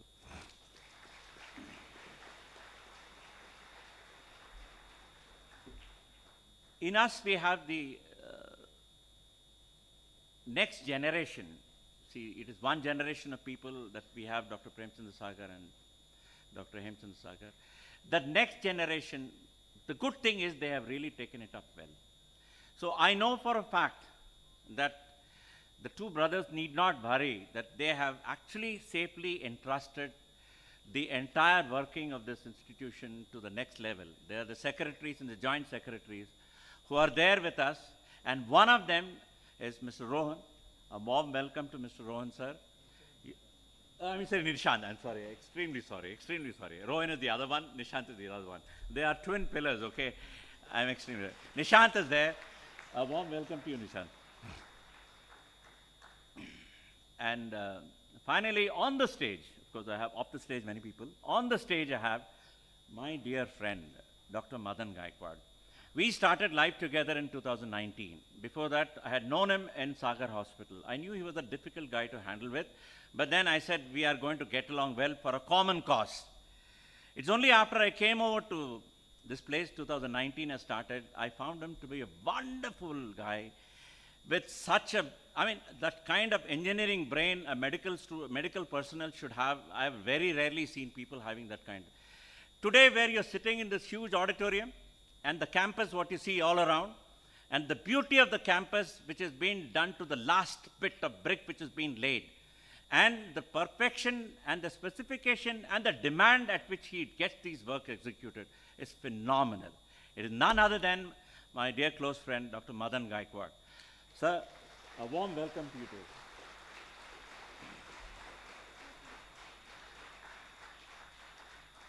Then we have our advisors, Dr. Kincha, sir, the former VC of VTU. Currently, he is not there with us, but he has also been a main brain for the entire organization to come up. But we have amongst us Mr. Jayaraj, sir, the former Chief Secretary of the Government of Karnataka, very hardworking and very task-demanding. He doesn't sit idle until you tell Ashok what has happened today. That is the kind of demand and the kind of expectation what even at this age, and the commitment levels are phenomenal. It is not that this organization has been blessed with these people that we have been able to come up at a very short level. If somebody says 3 years we have done wonders, it is not alone. We have had many such pillars, and Jayaraj sir is one of them. We are indeed blessed to have him. When I spoke to him, sir, I want you there in the function, despite his commitment. He is quite senior, he is quite busy, but with all that, he was there and he was there to support us, sir. It is a blessing, and thank you very much for us to bless us today.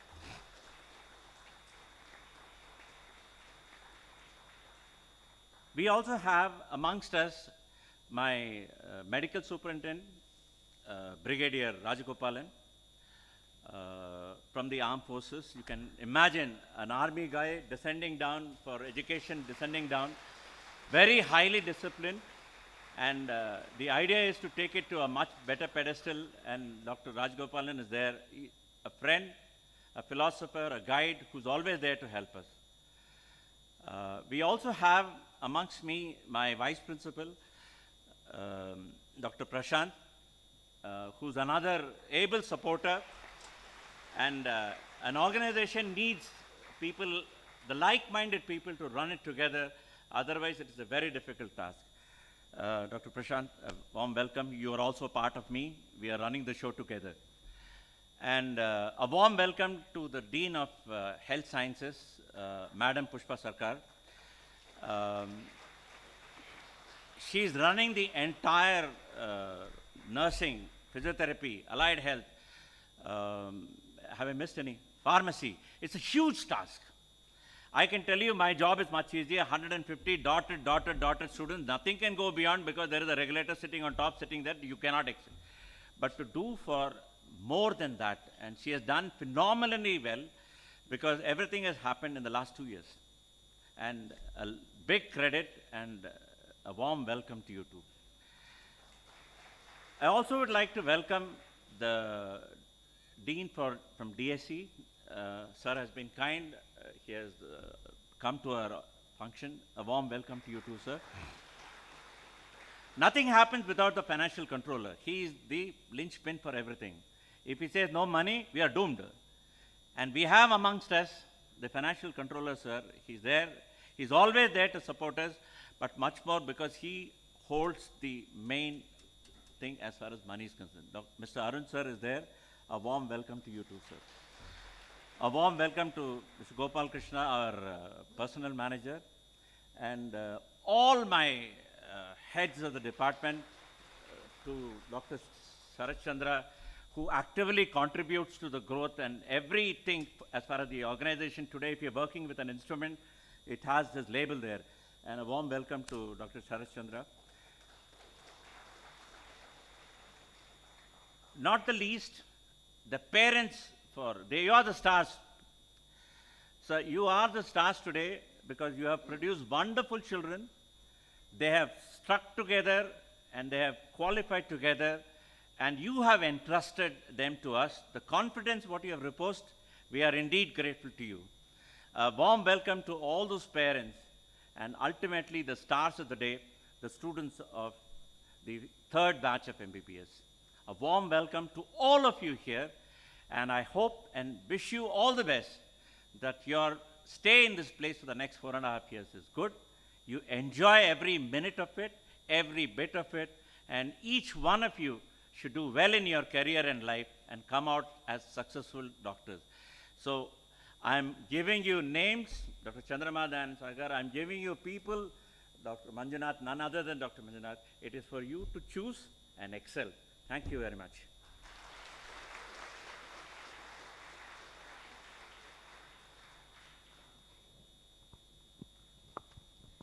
Thank you, sir. I request Dr. Anisha to present a bouquet to our pillar of strength, Dr. A.C. Ashok, sir.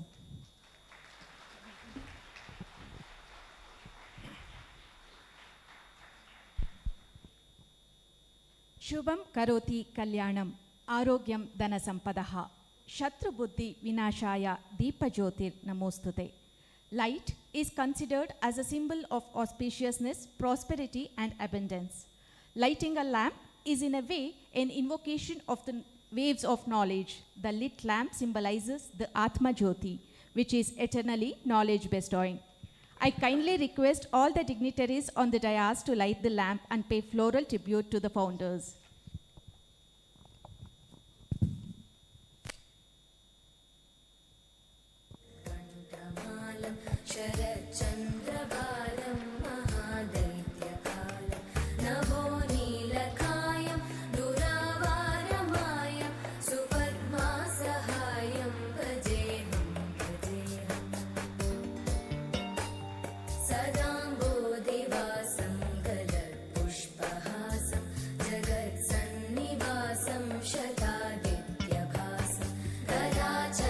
शस्त्रं लसत्पीतवस्त्रं हस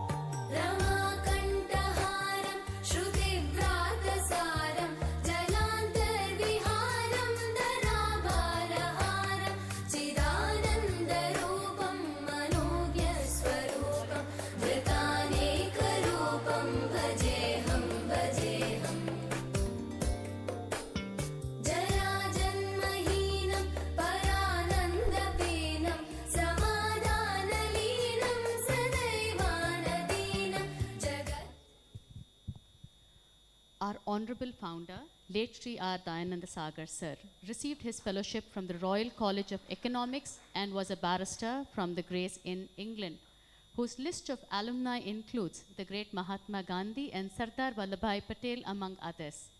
Late Sri R. Dayananda Sagar Sir was led by a vision, education for all sections of society. Late Dr. Chandrama Dayananda Sagar Ma'am is the inspiration behind this renowned, magnificent institution. She holds the distinction of being the first lady doctor from India to be bestowed with a triple FRCS from the United Kingdom. She went on to become a nationally renowned physician and was on the panel of doctors for the President of India. Sri R. Dayananda Sagar Sir founded the Mahatma Gandhi Vidyapita Trust, which today runs 22 institutions ranging from primary to doctoral levels, offering 100 plus courses spanning over science, arts, commerce, management, IT, engineering, dentistry, pharmacy, nursing, and physiotherapy, and now includes the globally excelling and evolving CD SIMA under DSU. Thank you for the floral tribute to our founders.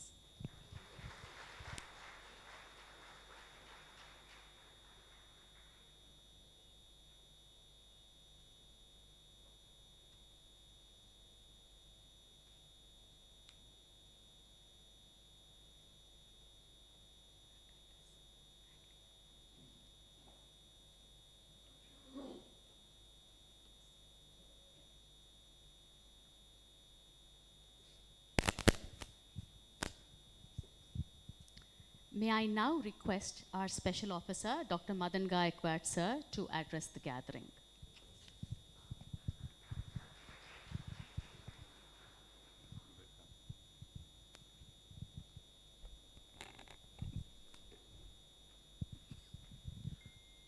Good morning to everybody.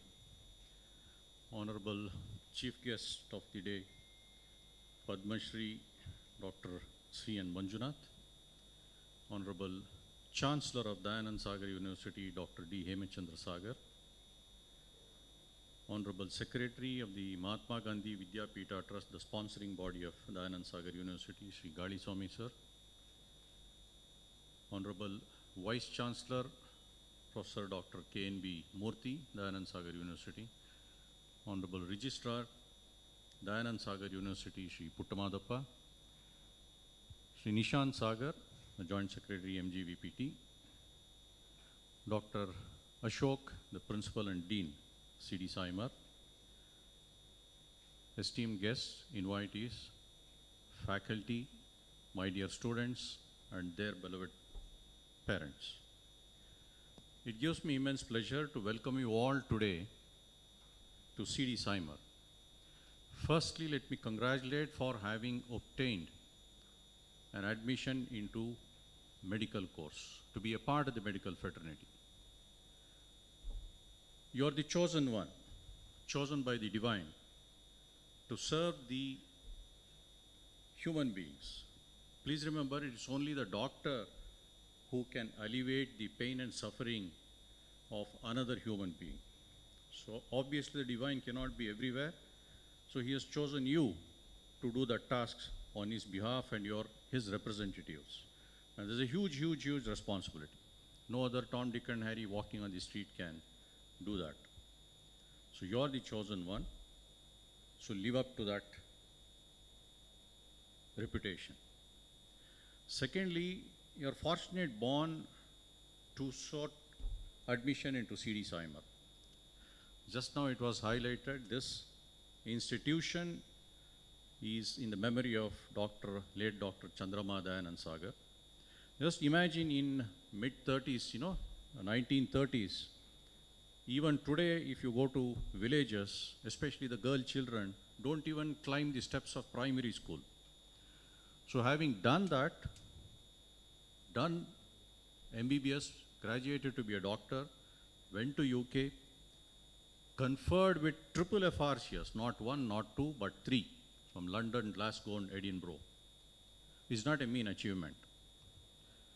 Ably supported by late Sri Dayananda Sagar, the founder of this great institution, who himself from a humble background went on to be a barrister.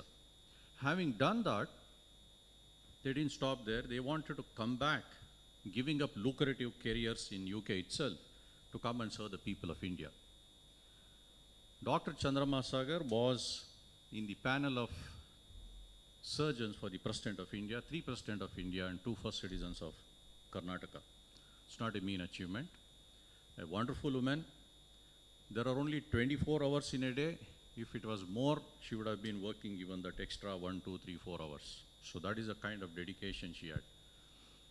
And rightly so, the legacy is continued by our current chairman and chancellor, Dr. Hemchand Sagar, and Dr. Premchand Sagar, who is present virtually. These 2 gentlemen, the uniqueness here is they are now currently the owners of the institution. And I'm sure not many private institutions, private medical colleges are owned and run by doctors. So they are qualified medical doctors, and they are so involved in every aspect of the teaching and development of this institution.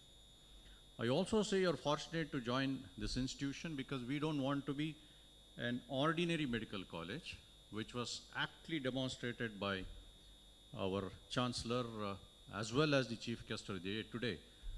I don't know how many medical colleges welcome the freshmen with a rose.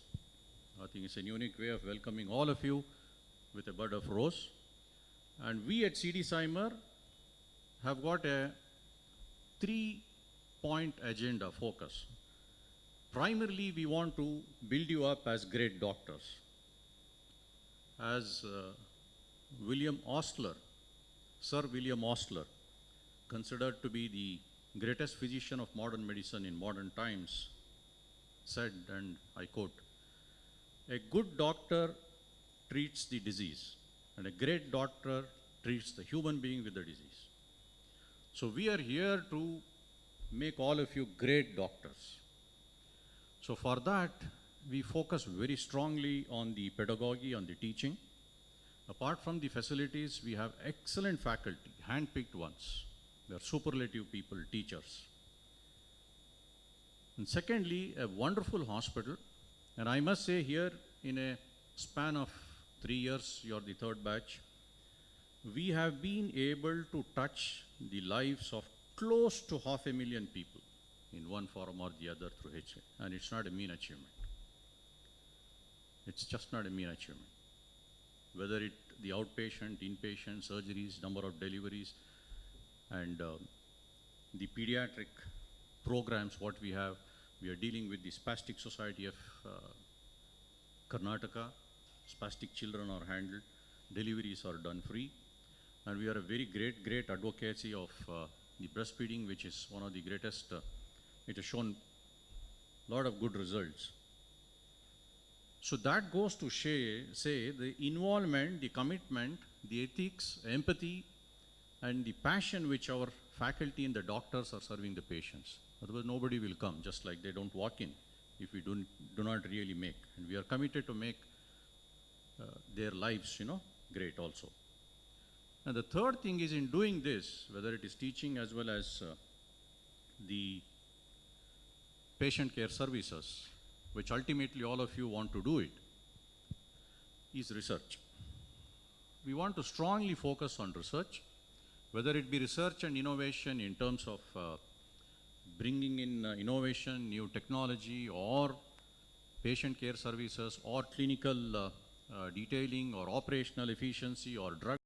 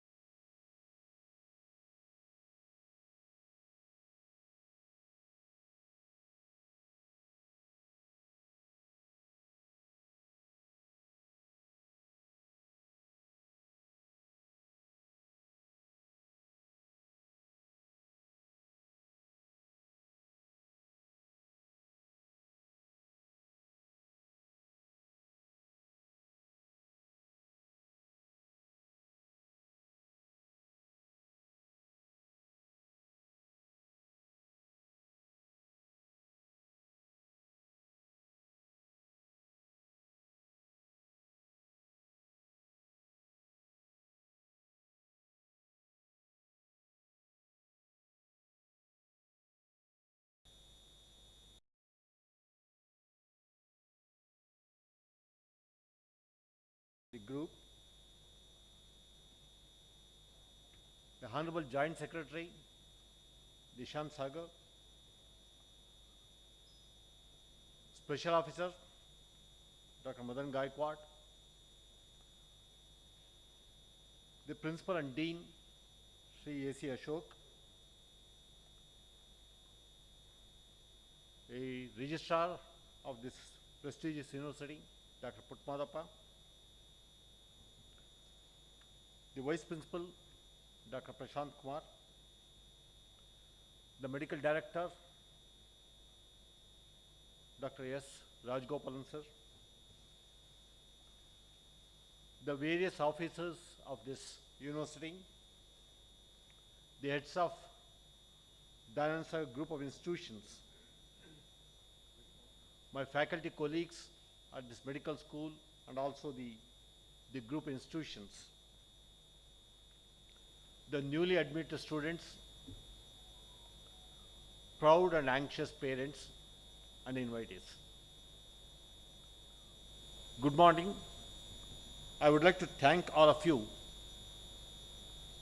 for selecting Dr. Chandrama Sagar, Dayanand Sagar Institute of Medical Sciences to continue your higher studies in medicine. I'm sure you have completed your 2-year rigorous pre-university program. I also understand that you have put in the kind of effort required to crack all the conceivable questions that would have been asked in NEET examination. Of course, all these things were done with the help of your teachers, coaching, lot of support was there. You are joining an institute of higher education. From now onwards, everything has to happen from your own drive. The coaching, teaching will not be there in the future. Please be aware of it. Hence, the amount of learning is going to come from your efforts, which requires the personal sacrifice and personal discipline. Therefore, be ready with that. It's also a day for you to pay your thanks, submit your thanks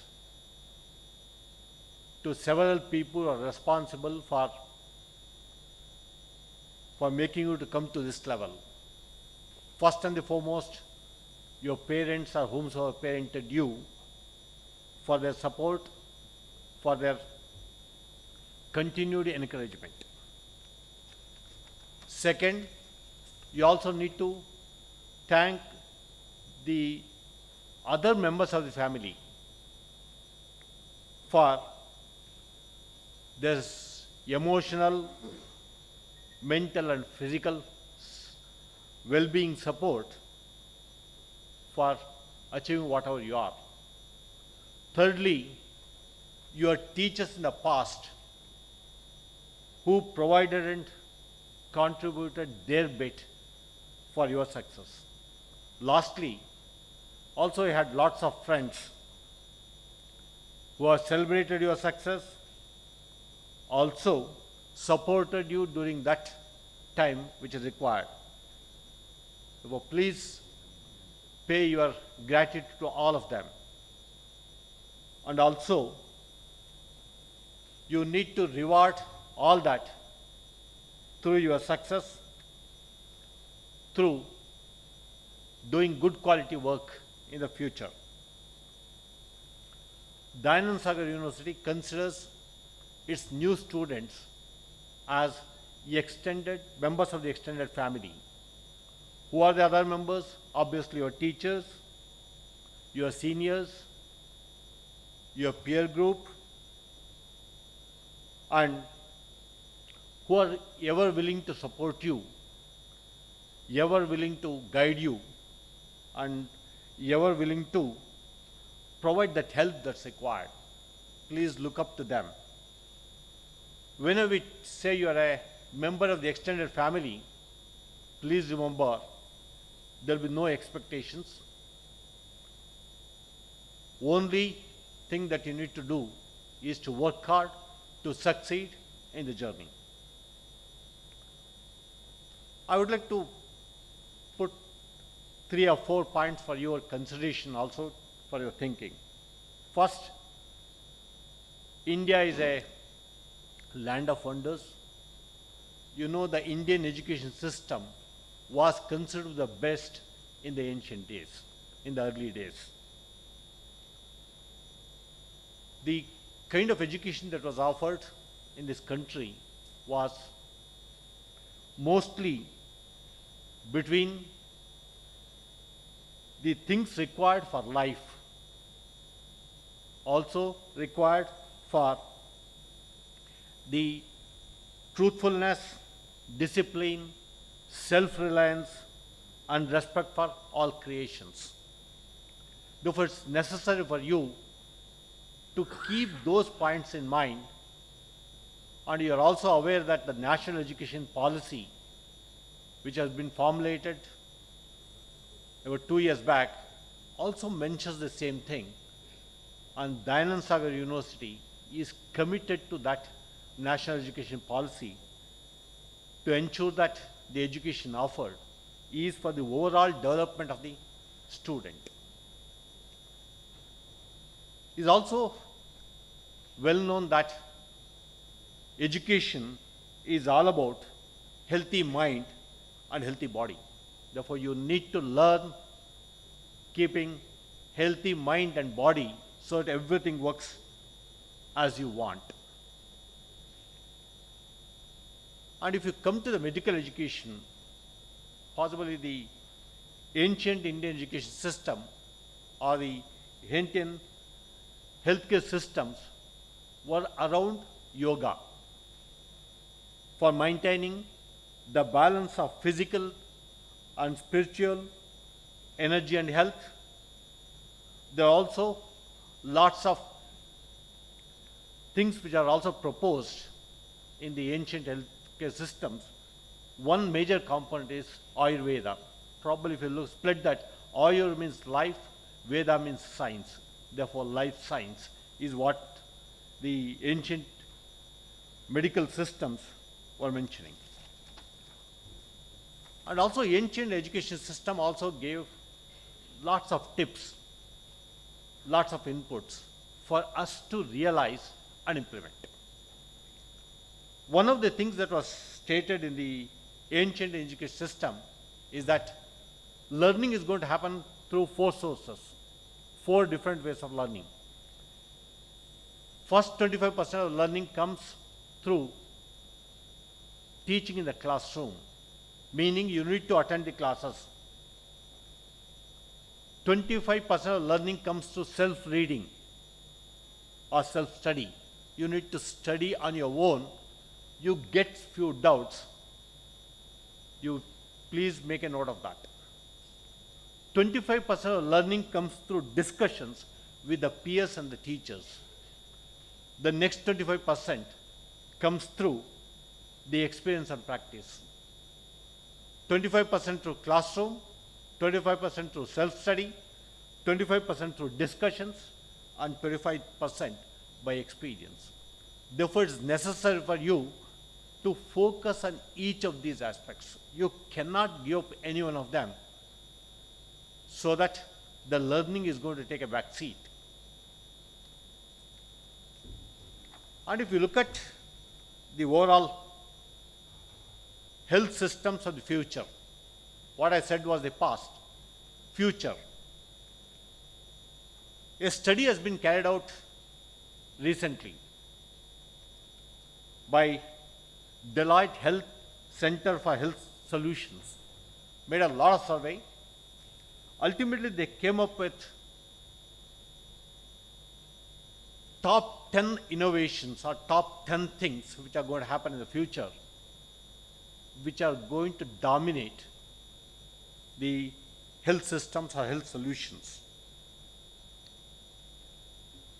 The first one is next generation sequencing. Again, through computers, it's possible to get more details of a person at the risk of the health. It's possible to predict much earlier. That's one technology. Second, 3D printing can be used for printing the organs of a human in the future. There's a second technology which is going to dominate. Immunotherapy, particularly for the cancer and other things, this is going to be a technology which is going to dominate. Artificial intelligence, AI, is going to be another technology which is going to. Then point of care diagnostics, where the diagnostic can be done at any point that's required. It could be office, home, hospital, anywhere. Then virtual reality, the other technology is going to dominate. Social media can be used for improving the health systems. Biosensors and trackers is the other area where lots of things are going to be done. Then there's another thing called as convenient care is the other domain which is going to develop in a significant way. Telemedicine or telehealth will be the another technology which is going to dominate. Why I am trying to mention this is, if you learn purely about the body will not be enough in the future. You also need to know about technology which can be used for better health care in the future. Please remember, you need to study beyond what is being taught in the classroom for you to be relevant in the future. There's a paradigm shift which is going to happen in the future, which is defined as more for less. More for less is a paradigm, which means there will be more value, better outcomes, greater convenience, access and simplicity for less cost, less complexity, less time, less pain for the patients in the years to come. That's the kind of thing that's happening in the future. And you also need to understand that future technology is also going through a tremendous change. There will be no programming required in the future. It's also predicted as end of programming. No need to code. Everything is going to be available. Artificial intelligent machines will do everything for you. You just talk to the machine. You tell the machine what you want, machine would do everything for you in the future. You want the patient to be tested, tell your machine to test the patient. The machine would do everything and give you the results. That is the level to which the healthcare systems are developing. I would like to conclude by mentioning about 3 points. First point is a professional course. Therefore, pay attention to time management. Pay attention for study progress. Pay attention for recent developments in your field. Everything that you need to understand. Then also pay attention for ethical practices and also work for public good. That's what our special officer was mentioning. That's first point you need to pay attention. You have to become a professional. Start imbibing these values. Second, start catching the early warnings or early signals. As you move from first year to second year to third year, the clarity must evolve. You must know what you are good at, what you like most, which area suits your area of specialization, interest, that needs to be understood.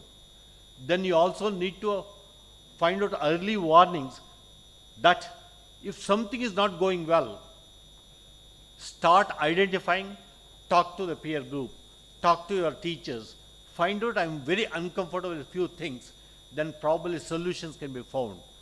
Do not wait for the things to happen, then find a solution. Start finding out the early signals at the beginning. In other words, if you're not comfortable in the first week of your classes, go back to your teachers and tell them, this seems to be something uncomfortable. There seems to be something which I'm not able to follow. Then find an early solution so that you become a better professional in the years to come. Then the other thing that you also need to understand is, as Special Officer rightly mentioned, try to become humble as you go higher and higher. As you move from first year to second year to third year, then become a doctor, ensure that you are always grounded. Ensure that you are going to recall the sacrifices of your parents, sacrifices of your family members. Take care of them really well. And lastly, I would like to mention that this university belongs to all of us. It is a university which goes out of the way to help you out. This university will ensure that you are comfortable at all points of time, helps you to identify your area of expertise.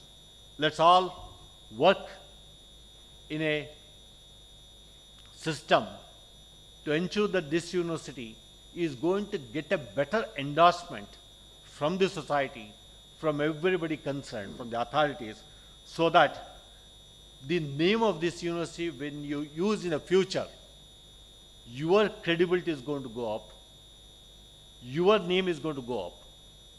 Any problem that you have, please talk to the concerned authorities.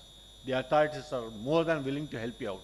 And I wish all of you best of luck, and once again extend a warm welcome to this brilliant university. Thank you very much.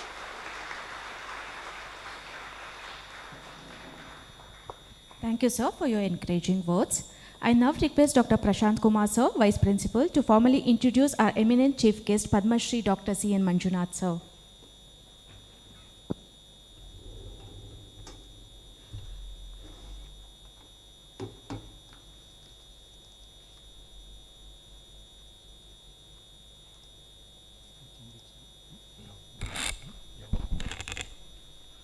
A very warm welcome to all of you, respected dignitaries on the stage and off the stage, and to all my dear friends here and my students. It is a proud privilege indeed for me to introduce to you one of the greatest stars amongst doctors to you. I think I should not use the word introduce because he is a household name. Everyone knows about him. So it's just to throw a little light towards his achievements, which is relevant to you. I will say boldly that you 150 students who are admitted here are the most fortunate in this part of the world to have such a great dignitary to wish you all the best on your inaugural day. His achievements are numerous. As you all know, sir is a very senior cardiologist and director of Sri Jayadeva Institute of Cardiology. He is having more than 40 years of experience, and his rich knowledge sharing is reflected by 400 publications in national and international journals. Most of us struggle to make 25 or 40. Look at that magnanimity in sharing his knowledge. He's authored many textbooks and given many orations. Recognizing his professional and philanthropic work and social commitments, he was awarded the Padma Shri Award, which is the greatest award which a doctor can attain. There are many other awards. If he can distribute it to all of you, you'll still be left with 100 awards to be placed in his house. Such a great personality. He's got Millennium Plaque honor by the Honorable Prime Minister, Man of the Year Award, Lifetime Achievement Award, Distinguished Leadership Award, Sri M. Vishweshwaraya Senior Scientist Award. For paucity of time, I am only picking a few and telling you. Dronacharya Award, Varshada Kannadiga Award, something that entire Karnataka should be proud of. He's also got the Sir C.V. Raman Young Scientist Award, the Distinguished Service Award from the World Congress on Clinical and Preventive Cardiology. He's also done us proud Kannadigas here. He's got the Karnataka Rajyotsava Award and the Great Son of Karnataka Award. Internationally too, he has in USA won several awards. The Vishwamanava Award shows that he is more than a doctor, a very big-hearted human being. He has the Lifetime Achievement Awards and To add it to all this, to the jewel on the crown is that he's been given the Nadoja Award. He has the distinction of training many American, English, Chinese, French doctors on balloon valvuloplasties at Sri Jayadeva Institute of Cardiology. He's done a left atrial thrombal classification, which is known as Manjunath's classification of catheterization and cardiovascular interventions. He's innovated a new technique of performing balloon mitral valvuloplasty in difficult cases called Manjunath's technique. He is the author and architect of Hrudaya Sanjeevani scheme. Under this scheme, more than 6,500 below poverty line needy patients are treated free of cost. Now we have seen his personal achievements, but under his guideship, Jayadeva Institute of Cardiology and Research has leapfrogged into the most prominent medical institution in this nation. In fact, there are teams coming from AIIMS to study the service model of Jayadeva so that they can remodel themselves along these lines. His novel slogan is, "Every needy patient shall be given a quality treatment irrespective of financial affordability." Where will you find this? Under his leadership, Sri Jayadeva Institute of Cardiology has recorded a 500% overall growth, and bed strength has increased from 330 to 1,800 beds. He is in fact tied up with Infosys and added another 300 beds recently in the Jayadeva Institute of Cardiology. The hospital has very effectively implemented treatment first, payment next concept. I don't think any other hospital can boast of this. But here I would like to draw your attention to a parallel. Our great leader, Chairman Sir, has also done a similar thing here. The patient walks in and gets the treatment of their lifetime here in this institution, this hospital, free of cost. So children, if at all you have to have any posters for your rooms, please cast away any sports person or film stars who are selfish and all the time looking at themselves. Have the posters of these two gentlemen here in your rooms to aspire you to achieve greater heights. I inspire you to, from today, take a pledge that if at all I be a doctor, I should be like these two gentlemen here. These are two angels sent by God to serve mankind. So you should be aspiring to become someone like him. He has actually went on to make this affordable cardiology care available across the state, not just in Bangalore, but he's also started Jayadeva Institute of Cardiology in Mysore and in Kalburgi. And apart from that, he's conducted numerous camps from which he has been able to mobilize a fund of 100 crores, a corpus, whose interest itself is enough to provide for a lot of poor patients, needy patients, treatment free of cost. Under his leadership, Jayadeva Institute of Cardiology and Research Sciences is the first government heart hospital which has achieved NABH accreditation. That's an absolutely fantastic achievement. He has continued and even contributed much more to the society.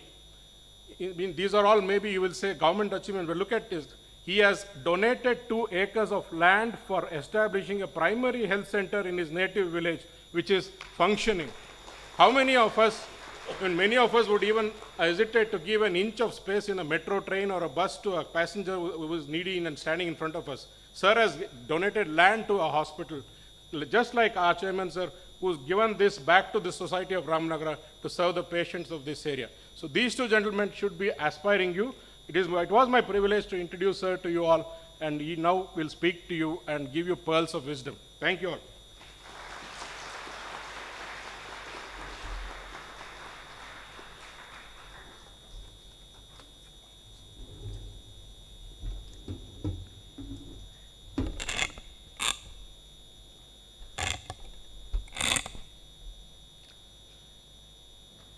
First of all, I'm very thankful to Dayanand Sagar University and Chandrama Dayanand Sagar Institute of Medical Science and the Chancellor, Dr. Hemachandra Sagar, and Pro-Chancellor, Dr. Premachandra Sagar, and Principal, Dr. Murthy. Then we have very dynamic Principal Dr. Ashok, and we have a distinguished faculty here. In fact, I am seeing a lot of our friends here, Dr. Ashavan Kappa, one of the renowned pediatricians sitting here, and Sarkar. And most important today is the real VIPs of today's program is the MBBS students who are getting into this college. So my hearty congratulations to all of you. And in fact, it's always a dream more for the parents that my children, one of them should at least become a doctor. That is the notion that is going across various families in this country. So today, yes, your dream has come true. And what is amazing about this organization is the way it has come up. Just imagine, this is just a third year of MBBS course, and if you look at the infrastructure, it is virtually a world-class infrastructure, and it has got all the facilities of making one of the greatest medical college in this country. My hearty congratulations to Dr. Emma Chandrasagar, because I know Dr. Emma Chandrasagar and Prema Chandrasagar for more than 3 decades. What is unique about this family? It's a family, it's a united family, it's a family of wisdom. And normally, you know, in this world, as trees grows, they come together. Side by side trees, if they grow, they come together. But brothers, when they grow, they go apart. But here is a unique combination. As they are growing, they are coming together and together. That is a greatness of a united family. See, this is what is called culture. This is what is called a wisdom, and which is lacking in most of the family, because today in India, giant families are breaking away. And today, the definition of giant family today in 2022 is husband and wife living together is a giant family. So to that extent, I think it has made a lot of impact, adverse impact on lifestyle diseases today. 60% of deaths in India is due to lifestyle diseases, what we call non-communicable diseases, and one of the reasons is breaking away of these giant families. And see, earlier giant family was providing an emotional cushion. It was a counseling center. It was a de-stressing center. Today, because of all these things, 30% of all these diseases are occurring below 45 years of age. Below 45 years of age. In fact, we have done a study, 30% of heart attack that what we are treating at Jaideva is below 45 years. Just a few weeks back, 16-year-old degree student, 19-year-old medical student, 26-year-old engineering student. So my emphasis, of course, our Vice Chancellor and our Gaikwad, Dr. Gaikwad, have given a lot of advices, insights, what will be the future of medical practice in this country. Yes, you have got a fantastic opportunity to study various gadgets. When we were medical students, maybe between 75 to 81, all these gadgets were not there. In fact, to tell, once my parents came to my room, I was sleeping. It was around 6 o'clock, because my habit was to go. I used to see a lot of Kannada movies when I was a medical student. One thing, of course, now I have not seen even. It's not possible to see any of those. But always I make sure, whenever, always my choice was second show. Then returning from second show, I used to read somewhere from 12 night up to early morning 6 o'clock. So that was this thing that has really affected my sleep even today. That's fine. We have been okay with that. I was sleeping. Below the pillow, I had kept all those osteology bones. So they said, we don't want to come to your room anymore. So because always I used to keep the physiology or anatomy books beneath the pillow, and whenever, even see, many a time a hard working student or a hard working person will be alive, will be awake even in sleep. A lazy person will not be awake even when he is not sleeping. So this is what a commitment will do. Definitely, this is a new course because you are coming from pre-university or class 12 examination, then you have gone through the NEET examination.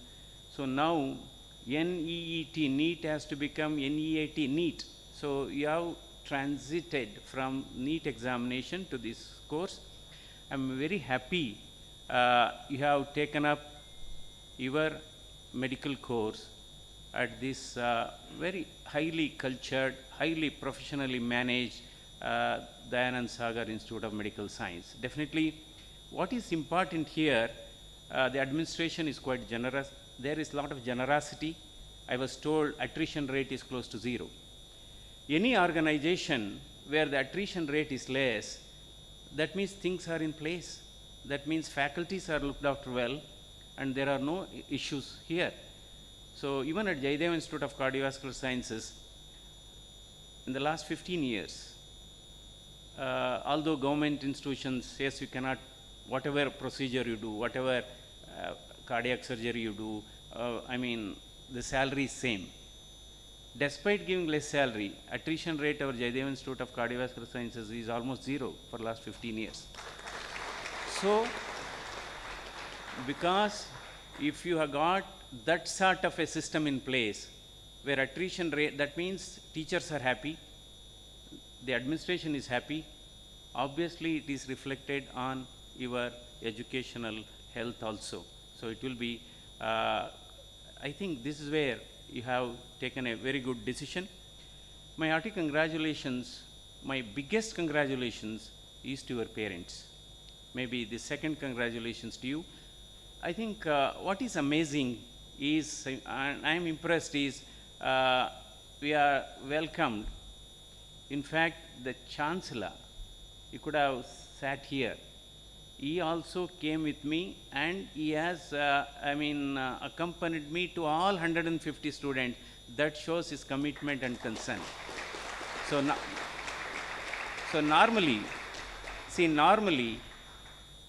yes, rose is a beautiful flower, but it has thorns. But here, you have been given flower without thorns. That means the college is going to absorb all thorns so that your course will be very smooth, provided if there is a commitment, if there is a hard work from all of you. That's extremely important. Of course, it is a totally out of the world course for you. There is a period of what is called honeymoon period. Not that honeymoon, this is educational honeymoon. So this is a period of acclimatization, and during this acclimatization, there will be some, because you go to any new country or a new place, always there will be some fear, there will be some phobia, and there will be a lot of skepticism about the course, about the place. But certainly here the fact, it has been assured both by our principal, Dr. Shok, as well as this thing is going to be a student-friendly atmosphere and student-friendly educational system. Because education is both a concept and a process. The concept is, yes, ultimately at the end of 4.5 years plus 1, you are going to get a degree. And it should not become just a piece of a marks card or a piece of a medical certificate. The whole objective of education is not just to get degrees or not to get a very elite job, but you should also understand the value of life. It's very, very important. Education is not just going to be a piece of certificate or piece of marks card. It has to be obviously it has to be, it's not the price of life you are looking at, you are looking at the value of life. This is extremely important. Yes, coming back to your, because you are all going to study anatomy, physiology, biochemistry, these are basic. Understanding the basics, if you are strong in basics, then only you can become great doctors or whatever subject, whatever broad specialty or super specialty you are going to do in near future. Because medical course is a long journey, that we should understand. It's a long journey and there is no shortcut. We should never stop learning because life never stops teaching. That is very, very important. It's going to be a long journey. Yes, there will be some fear, apprehension, there can be an anxiety. What is fear? And already it has been mentioned that the Gaikwad was also smile, keep it. Smile is an universal thing. Always, I think this we have to inculcate smile from the beginning.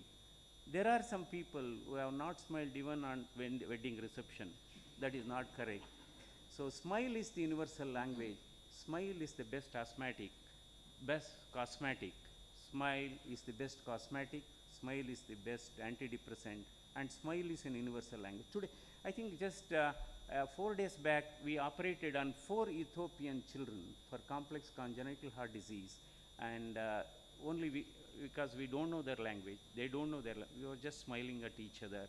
And all of them got discharged and they landed in their capital city yesterday, day before yesterday. So this is how we have to inculcate all those things, very important.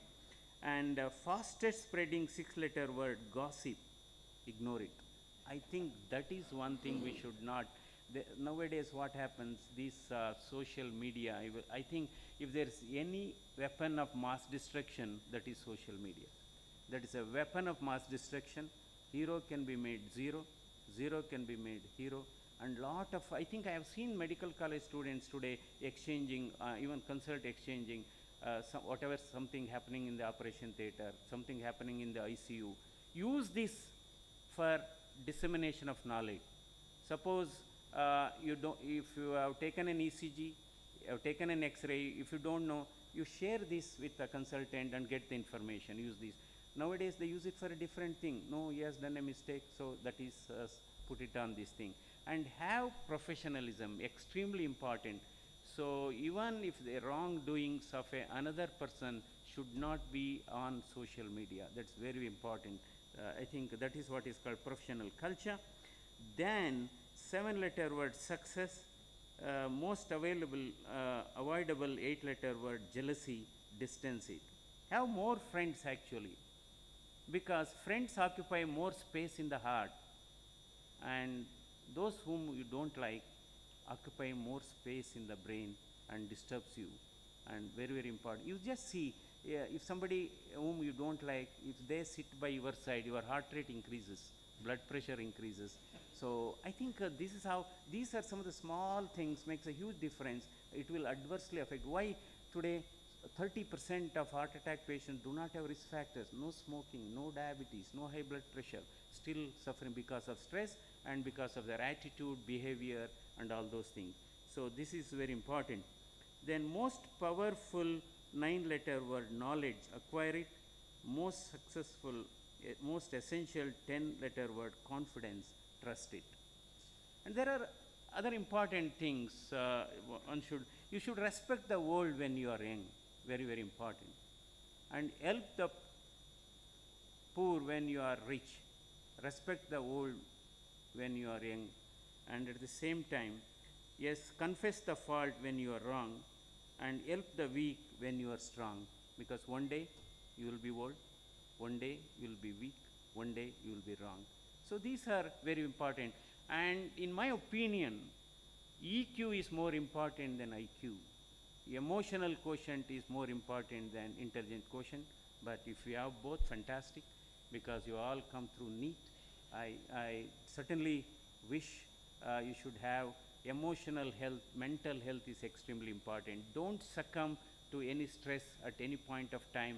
So always keep talking to your friends, keep talking to your parents, keep talking to your teachers. They will console. They will always, a word of encouragement at that time, because just a failure. For example, the person who did the first heart transplantation, Christian Bernard, says he falls in the dissection room, sees the cadaver, he falls, he says, he goes to his home and says, Mom, I cannot pursue this medical course because it is impossible for me. I can't really have a sight of this cadaver and that, all those things. She consoles him, no, you have a great future, go back, go back. Then he became one of the greatest cardiac surgeon, and he went on to do the first cardiac transplantation. For example, maybe about 3 weeks back, we did one cardiac transplantation on one of the agriculturists. Our surgeon, Professor Sitaram Bhatt, conducted the heart transplantation. See, in fact, it's a great thing. We got a heart, and that patient was waiting, this thing. How technology can help. You are so confident. That was the first heart transplantation done. And he said, Sir, can I do? I said, go ahead and do. Because there was a lot of skepticism. Then, next day, yes, patient is fine, extubated, this thing. So you should have confidence, and confidence always is the superpower that is very, very important. So you have to keep all these things. I have taken enough time. I don't want to take much time. Success can be defined as see your goal, understand the obstacles, create a positive mental picture, clear your mind of self-doubt, embrace the challenge, stay in track, simply be silent in anger. That is exactly the life actually. What is the summary of life? Summary of life is be silent in anger, polite in authority, and also you should be humility in, and you should be simple in wealth. It's extremely difficult to be simple in wealth actually. So here is a typical example of man being simple in wealth, silent in anger, polite in authority. So it's a great meeting. I'm extremely privileged to be here, and I've taken much of time. So certainly a dedication is more important than designation. Sincerity is more important than seniority. Values are more important than valuables. Mindset is more important than marks. And finally, efforts are more important than results. Efforts, and believe in yourself. And who is your hero, heroine? Not those who are coming up on TV serial. They are not heroes or heroines. Stand in front of the mirror. Look who is your hero or heroine. You are the hero. You are the heroine. And it is your inspiration. Always you can get it from others. But determination is your responsibility. And doing good to the others is not a duty. It is a joy. And that increases your health and happiness. And that's what we are looking from all of you. You have got a tremendous potential, tremendous opportunity, and maybe one day, I hope you will be on this stage, inaugurating some more younger generations. All the best, and I wish all of you a great success in the future.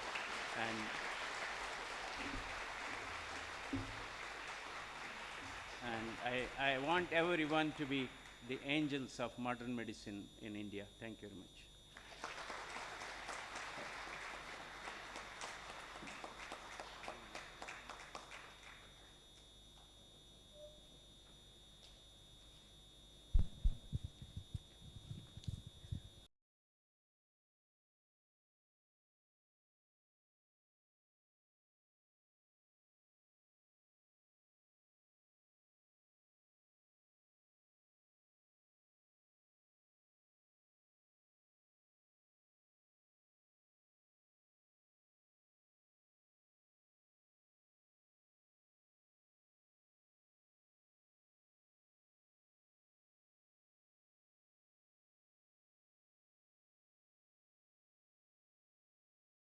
C.N. Manjunath, the Registrar of Banansagar University, Dr. Puttamadappa, the Special Officer at C.D. Saimer, Dr. Madan Gaikwad, the Dean of C.D. Saimer, Dr. Ashok, the Medical Superintendent, Dr. Rajgopalan, the Vice Principal, Dr. Prashant Kumar, chairs of the departments, faculty members, directors of associated institutions, beloved students, incoming freshmen, ladies and gentlemen, good day to all of you.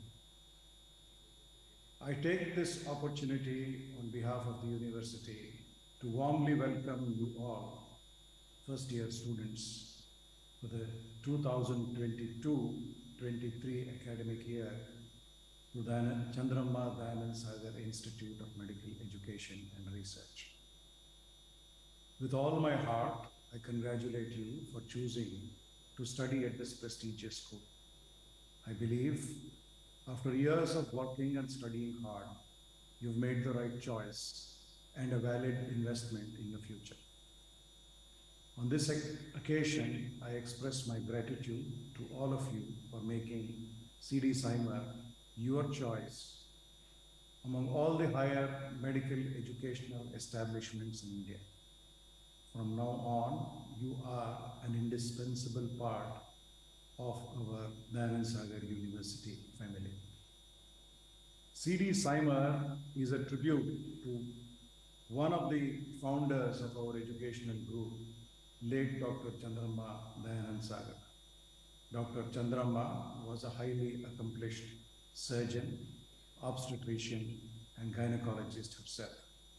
In fact, she was the first Indian lady to have had the honor of serving as an honorary surgeon to 2 former presidents of India and 3 governors of state. I'm quite proud to highlight the fact that she was an overachiever as a young lady. She was the recipient of 7 gold medals from Mysore Medical College while in university. Further, she was the first Indian woman to be bestowed with a triple FRCS, FRCS London, FRCS Edinburgh, and FRCS Glasgow. Every time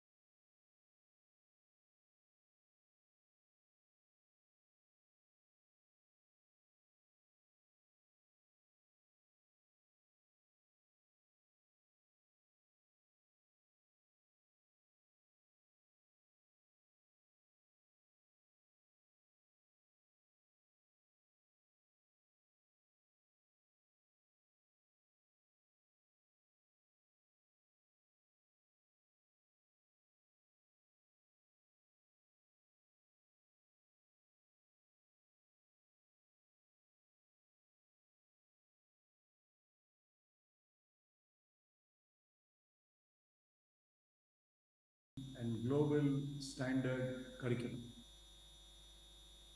My dear students at CD Simon, we believe in empowering opportunities. The first being excellence. The smart campus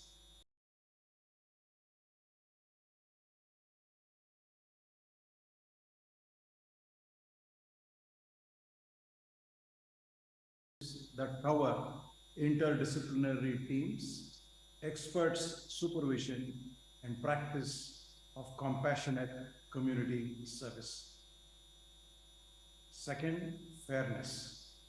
The Institute enables developing impartiality and objectivity for smooth adaptation to providers' community.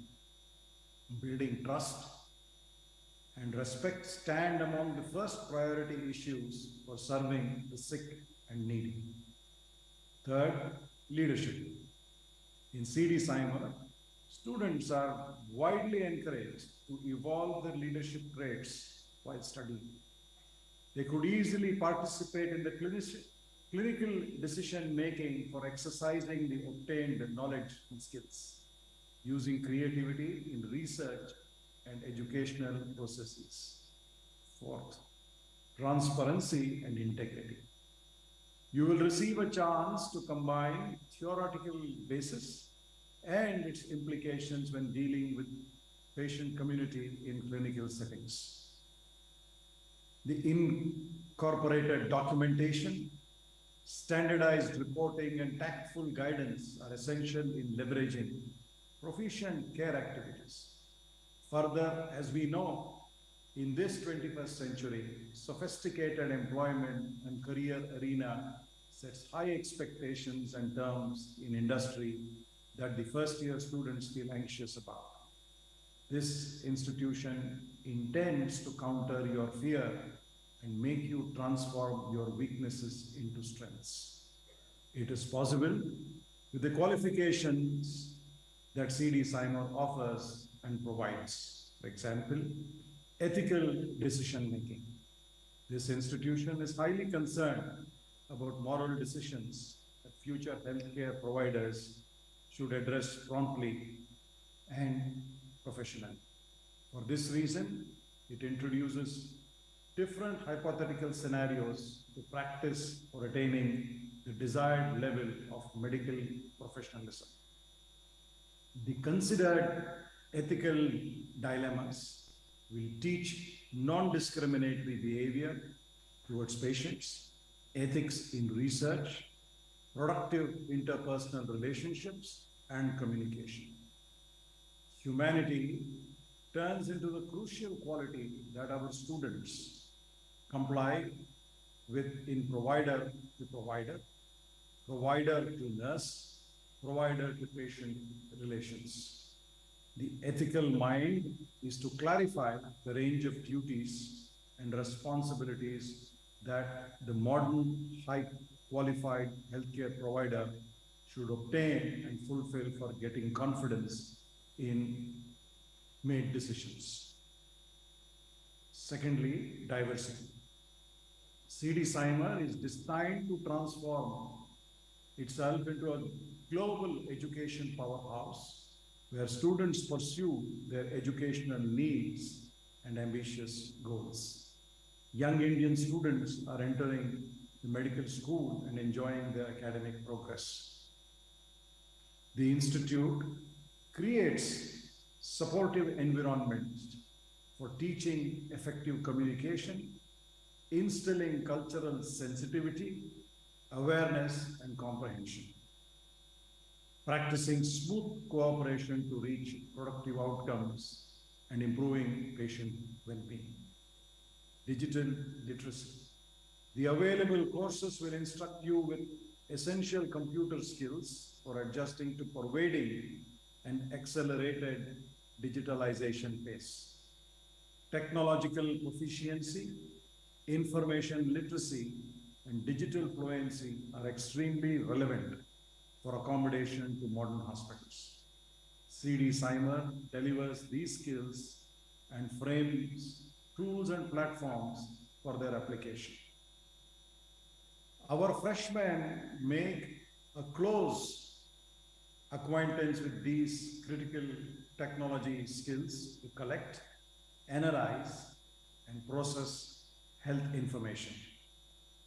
This skill also prevents and minimizes medical errors and enhances digital accuracy. The Institute teaches methods of working with data that is recognized as one more privilege that would distinguish your candidate amongst applicants for high demanding clinical responsibilities. Learning and innovation. CD Cymer centers on nurturing and strengthening the scientific spirit. You will delve understanding in cutting edge scientific methods and explore domains of your concern in finest details. We are highly interested in developing leaders that could head the next generation research. Thus, our students are free to involve in clinical research and investigation-led initiatives for advancing efforts. Advocacy roles. The set of skills in advocacy represents renewed roles that our future healthcare providers acquire. It means an ability to participate and contribute to policies and regulations in the field. You will voice your claims and concerns which warrant to be heard and listened to. Our responsive culture of diversity, inclusion, and change welcomes students' proactive approach in resolving challenges that the modern clinical organizations face. CD Cymer serves as the platform for searching and finding solutions, feeling valued and involving in enhanced healthcare. Further, I want to focus our efforts on 3 areas: academic preeminence, campus diversity, and societal engagement. First, academic preeminence. Dayanand Sagar University is poised to become one of India's great research universities. We, of course, need certain programs at the very top of their fields, programs that set Dayanand Sagar University apart. Internally, we have launched a strategic planning initiative that will help identify the academic areas poised to reach the top, and we believe that CD Cymer would benefit from this initiative. Much of what we need to achieve our academic goals lie in our ability to recruit and retain outstanding faculty. More often, it means hiring the young yet best faculty and ensuring that their careers thrive here. To achieve this, we have been working on ways that offer an attractive strategy. I'm confident that we will be successful in this effort. Second, campus diversity. We are making real progress in this arena. It's a good sign. We are examining our recruitment processes for faculty and staff. I'm firmly committed to achieve the real progress in these areas. Third, societal engagement. By that I mean the creation and application of knowledge to better the lives and well-being of all those around us. That ultimate goal inspires our research and helps instill a lifelong service ethic among our students. I call upon the university's leadership to find the imagination, the courage, and the determination to make Dayanand Sagar University an instrument which can meet squarely the priorities of the 21st century. Lastly, I assure you that CD Cymer is equipped with the most advanced and modern infrastructure and facilities that are relevant for your academic journey. In addition to the existing medical college hospital infrastructure, we are commencing the 300-bedded tertiary care hospital and also a 300-bedded cancer care hospital towards the end of 23-24. We will use the latest, most advanced, cutting-edge technology in our medical school hospitals. Our advanced and innovative methods of teaching for our medical students extends to the use of AR, VR skill labs, IoT across theaters, smart classrooms, etc., etc. In years to come, the only focus that CD Cymer will have to prepare itself for higher challenges in academia and research and to excel in it. With the above shared remarks, I wish our first year students a safe stay at CD Cymer. I am confident that your academic journey here will become an instrumental framework for a fruitful experience, solid grounds for future career, and unlimited source of invaluable evidence-based practice. Thank you and God bless you all.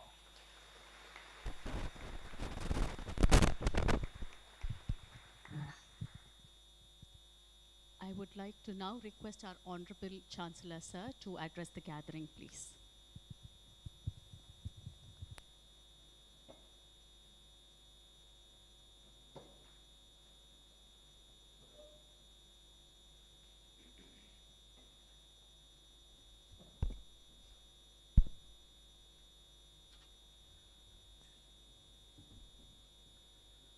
The chief guest of today's evening function, because it's already known, it's nearing 1:20, so it's early evening.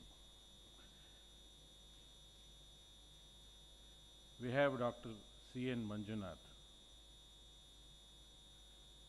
a household name, a well-known name, and commonly called as a heart man in Karnataka.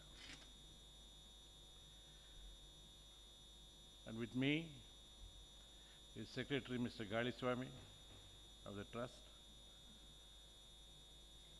Mr. Madan Gaikwad, Dr. Ashok, Vice Chancellor Murthy, Registrar Putmadappa, Nishan, Joint Secretary,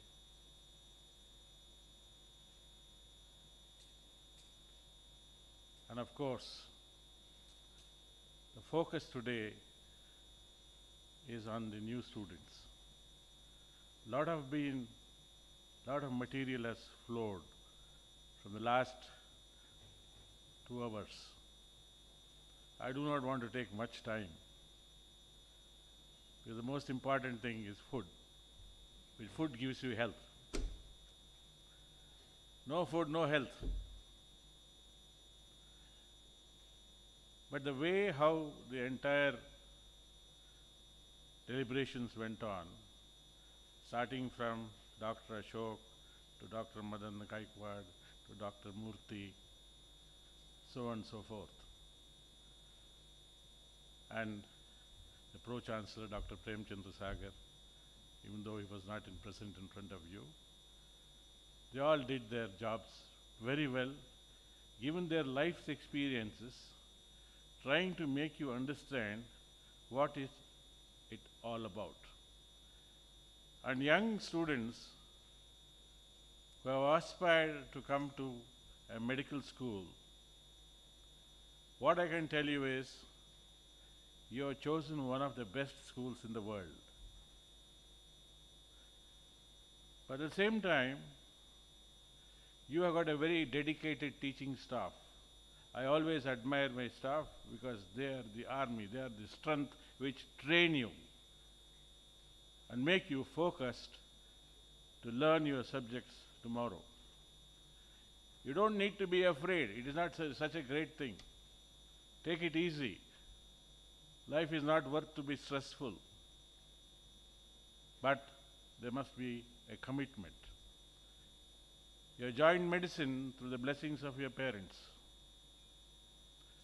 They have given you very best, and they did everything for you to sit here in this auditorium today. I do not want to take much time of yours, because I want you to plan your life, execute. 4.5 years, I am a student. Afterwards, what are my plans?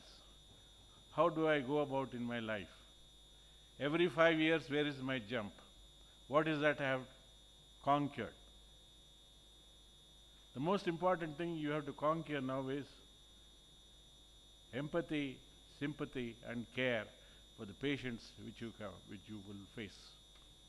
In your second year of medicine, where you are exposed to the hospital, the care comes there. Your involvement comes there. No amount of textbook studies is worth when compared to the bedside of the patient. And you have to learn and feel them and try to be a person in place of them, then you will understand the disease much better. And once you do this, you learn medicine.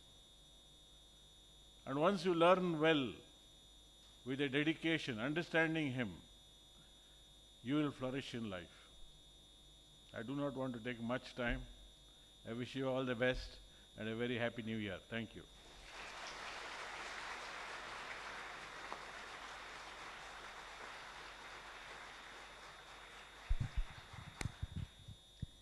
Thank you, sir, for your inspiring words. I would now request our Honorable Chancellor, sir, to felicitate our chief guest for the day, C.N. Manjunath, sir, please.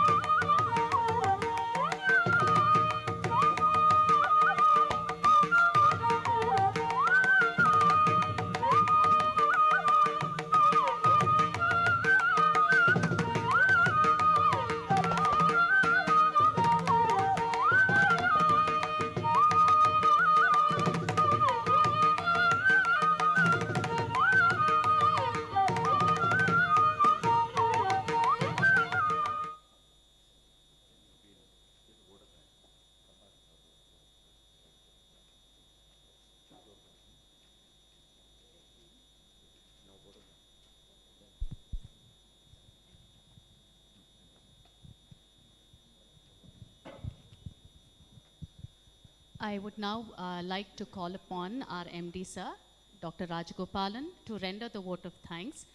We will break for lunch for about half an hour and reassemble back for the most awaited ceremony of the day, the white coat ceremony, post-lunch.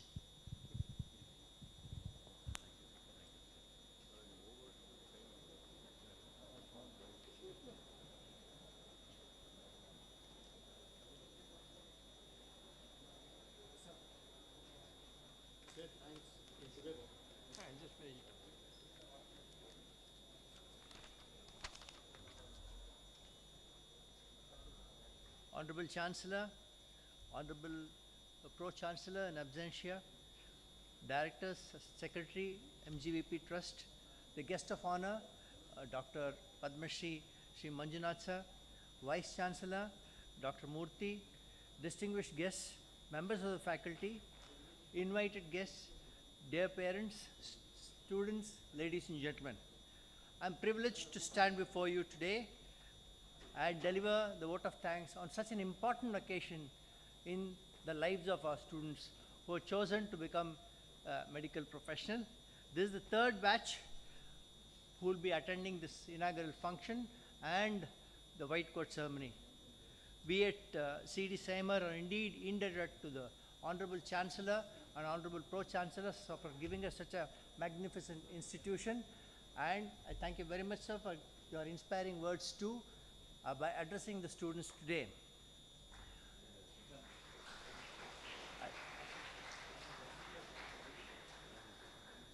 I thank with Dr. Padma Shri C.N. Manjunath sir, a guest of honor today, for his absorbing talk, where he inspired you with a lot of personal examples interspersed with humor. But the ultimate aim of his talk, I'm sure you all got, was to deal with life in a positive manner and be an excellent medical professional, and keeping in mind the ethics that is necessary to practice this profession. It's very nice of him to have taken his time off from his busy schedule and be with us today, sir, and we are very grateful to you for that. I also thank our Vice Chancellor, Dr. K.N.V. Murthy, who gave us an inspirational talk, especially the importance of the marriage between medical science and technology. I'm sure you'll take home this point and remember it. I also thank all the other invited dignitaries, the deans, the principals of various sister institutions of DSU. I must also thank our principal, Dr. A.C. Ashok, and special officer, who have been guiding lights for bringing up this institution to this level. I will be missing out if I do not thank our administrative managers, finance managers, HR manager, and all their team, IT managers, who have looked after and put together such a beautiful inaugural session so that we don't miss out on anything. I'm grateful to all the parents for having chosen to put your children into this institution. You have chosen right and you have chosen well. Finally, a word for the students: be prepared to put in a lot of hard work. We will see you over the next 2 to 3 years rising to such great heights that when you walk through the portals of this medical college several years later with your head held high, you will realize that you have come of age and you are matured. So this institution will remember you for your contribution too. I thank you all very much. God bless you and wish you an excellent day. Thank you very much.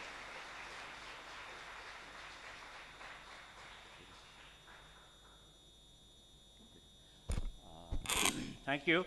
Now we break for lunch. Okay. Lunch for the students and the parents, it is organized just adjoining. You just walk a little bit out and take a turn to the left. You'll find a pandal there. You have your lunch there. For the staff, it is down there in the cafeteria. Our regular cafeteria, we'll assemble for lunch. But I want you back by 2 sharp. 2 o'clock. What's the time now? Yeah, as doctors, we eat 5 minutes, 2 minutes, 3 minutes and all we'll eat. Okay. So 2 sharp, I want you to be back because I want to finish this white coat ceremony because it is auspicious. You have to take the vote because you are inducted into the medical stream. And on top of it, I want your parents to witness. This is a very solemn, auspicious occasion which should be witnessed by your near and dear. So, and my humble request is, of course, to my staff, very senior faculty members. I think they should also be energized before they come and don the apron for you guys. So, we'll just have our lunch and reassemble by 2 o'clock. Is it okay? It is okay. Thank you. Huh? Even for staff, it's between G and D. Yeah, let's see who's over. We'll guide them. That's all.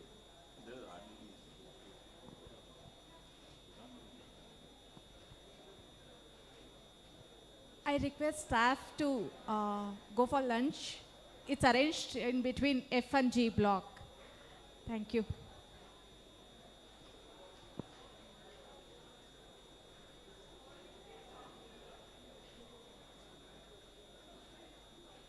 Dr. Manju Prakash sir to come on to the dais to don the white coat on our future doctors.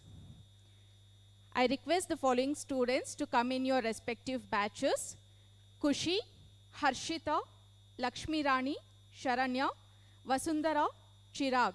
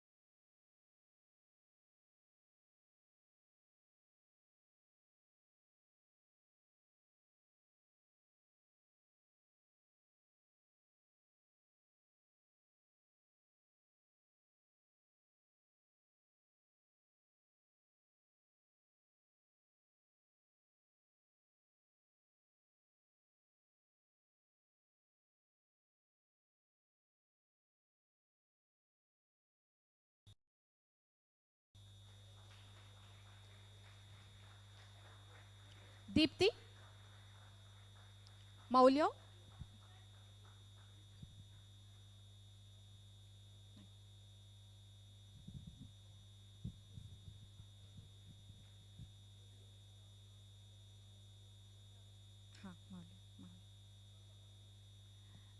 Deepthi is here.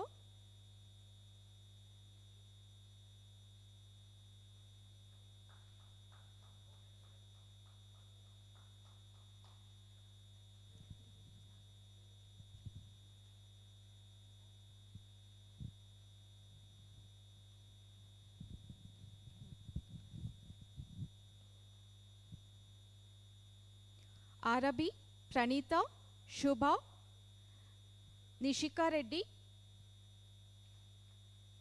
Pavan Kumar,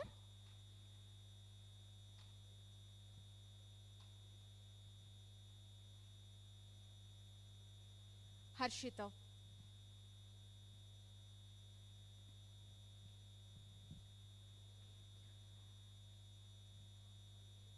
Fiza is here.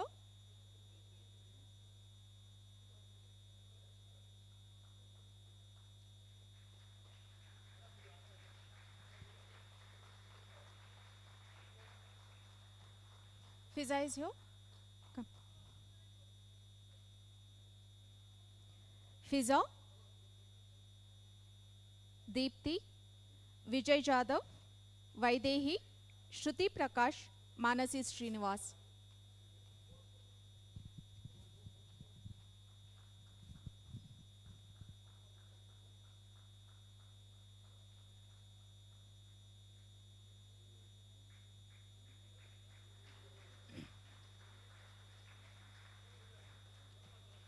Thank you, Dr. Martin sir, Dr. Prashant sir, Dr. Nirupama ma'am, Dr. Venkatesh Murthy sir, and Dr. Sharda Devi ma'am, Dr. Manju Prakash sir.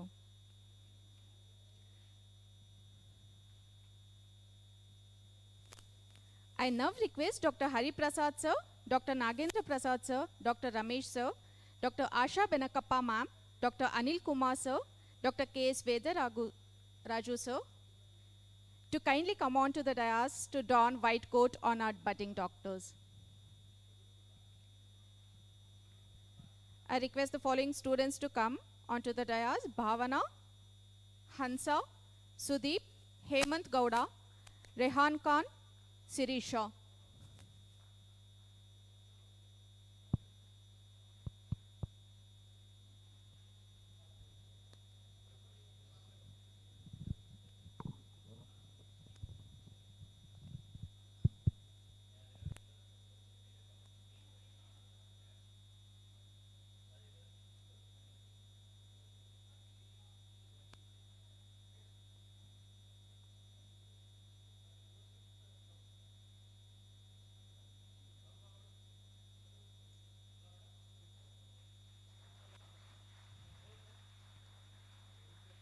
Kaustub, Shubhangi, Janashri, Yashas, Sharanu, Sudha.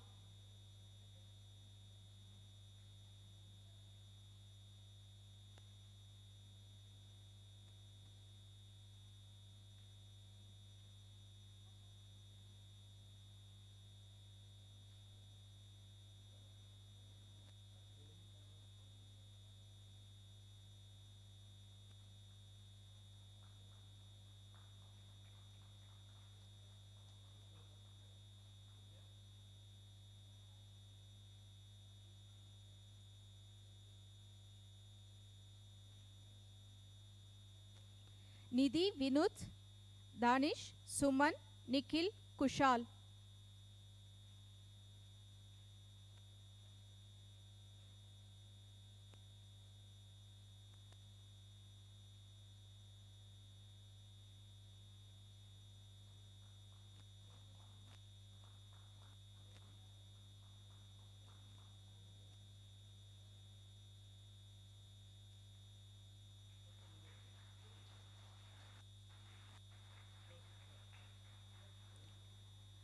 Bhagat, Rupashri, Rishika, Shrikant, Bhumika and Deepak Raj.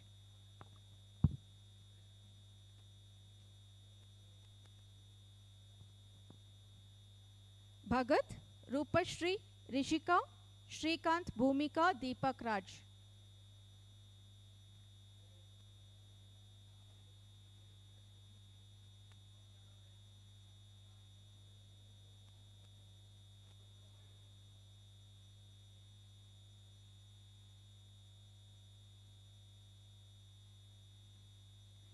Thank you, Dr. Hari Prasad sir, Nagendra Prasad sir, Ramesh sir, Asha Benakappa ma'am, Anil sir and Vedaraju sir.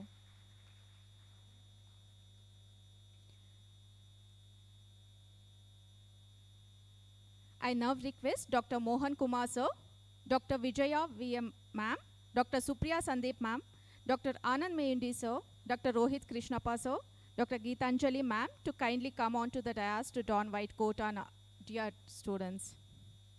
Jeevan Gowda,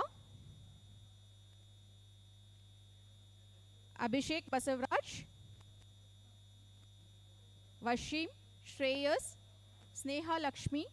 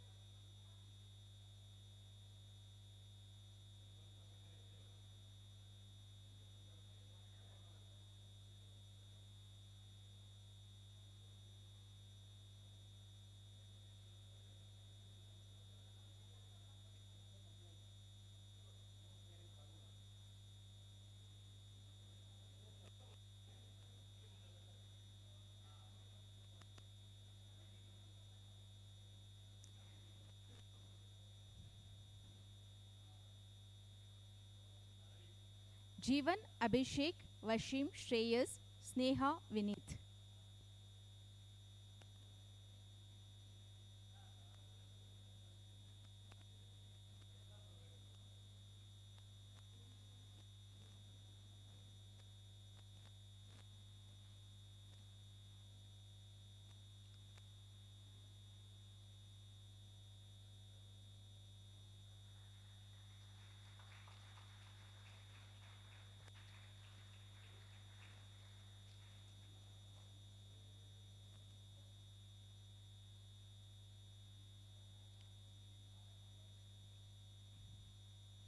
Abhishek, Varsha, Manjana, Nikita, Ramesh, Sachitra.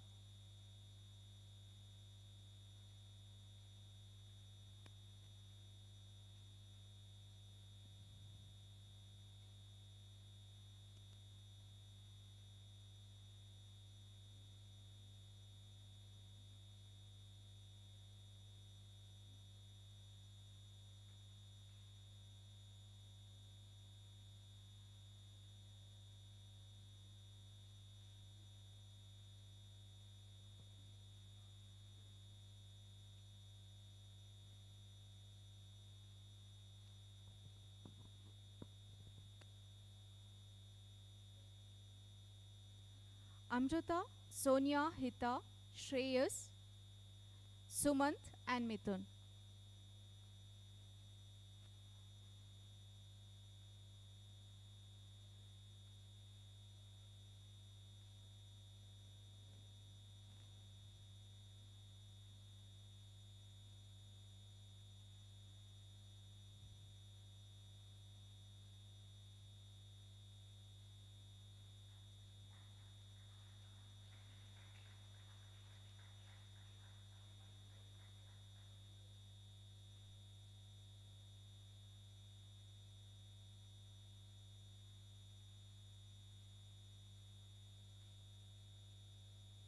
Jaslyn Sophia, Kaushik, Sinchana, Pujita, Anjana, Priya.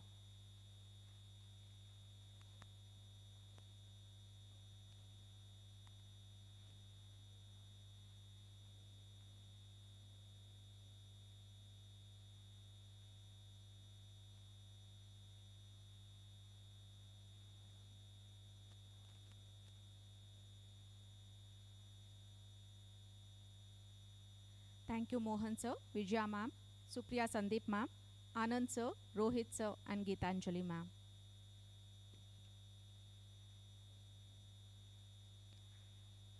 I now request Dr. Hari Charan sir, Dr. Anil sir, Dr. Anisha ma'am, Dr. Veena ma'am, Dr. Kanchana ma'am, and Dr. Leelambika ma'am to kindly come on to the dais.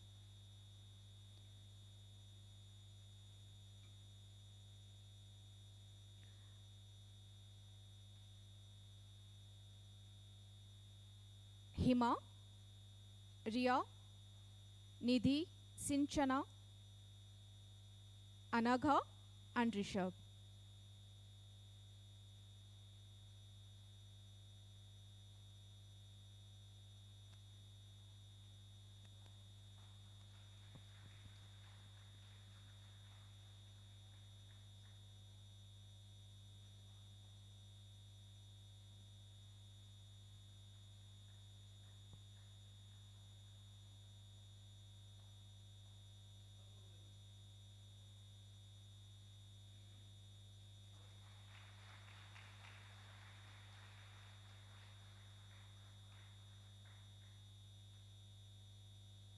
Manoj, Rachana, Aisiri, Pratham, Siri Gauri, Navneet.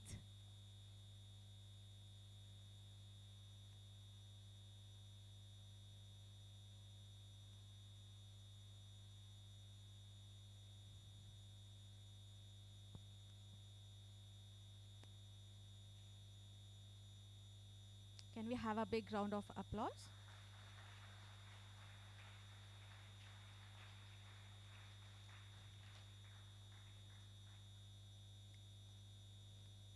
Ganashri, Ahana, Jayant, Hitesh, Pranav, Varun. Current registry member is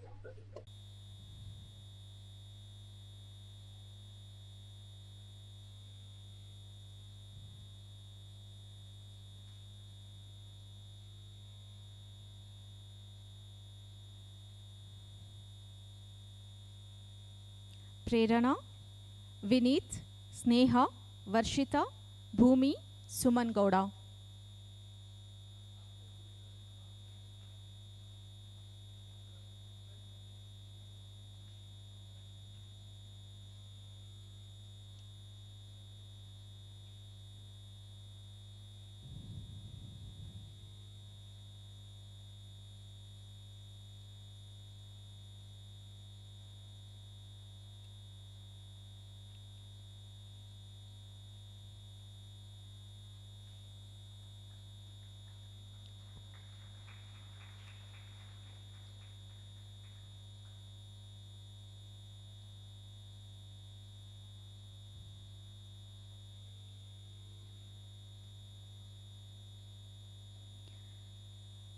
Suhani, Namrata, Madhumita, Srinivas, Ananya Reddy, Bhavana.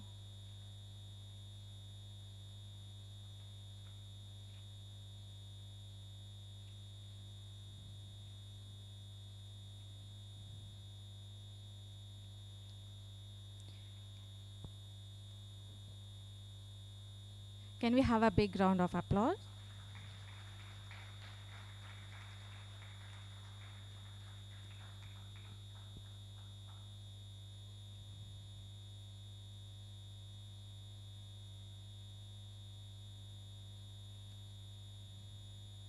Thank you, Ravi sir.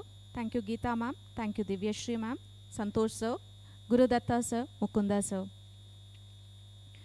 I request Dr. Gopal sir, Dr. Pranati ma'am, Dr. Rashmi ma'am, Dr. Shweta ma'am, Dr. Madhu sir to kindly come on to the dais to don white coat to our future doctors.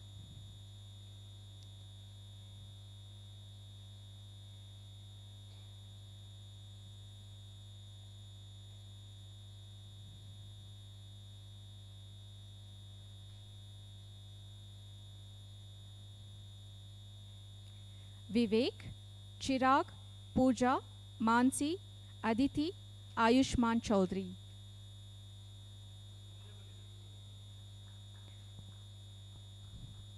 Can we have a big round of applause?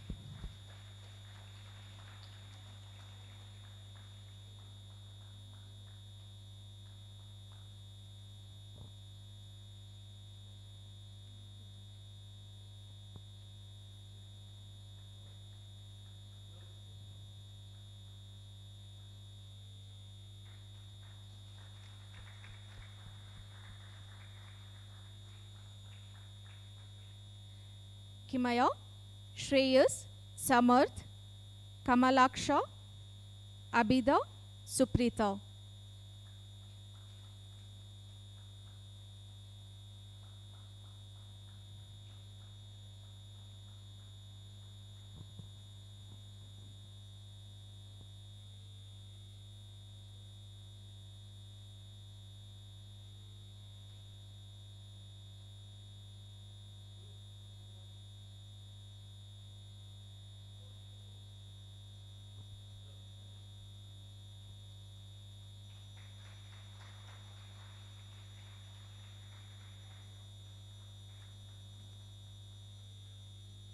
Prithviraj, Tarun, Rishi, Harshan, Ishita, Shreya Sharat Chandra. Shreyan Sharat Chandra, sorry.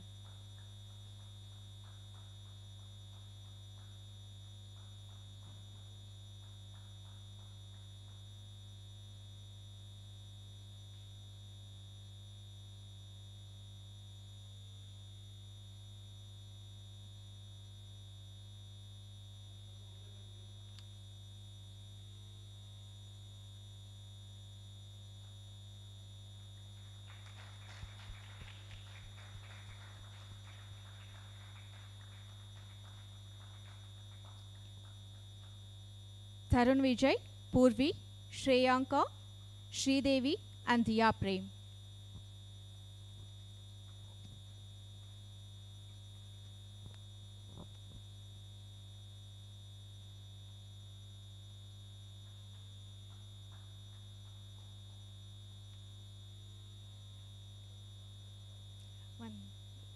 One is absent. So yeah.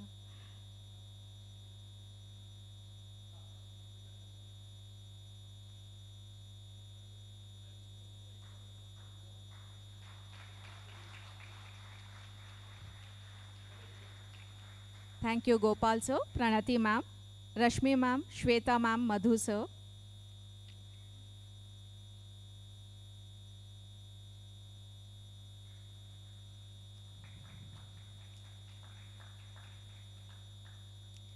I now request Dr. Manikantan sir, Dr. Nivedita ma'am, Dr. Gopal Das sir to kindly come on to the dais and don the white coat to our future doctors.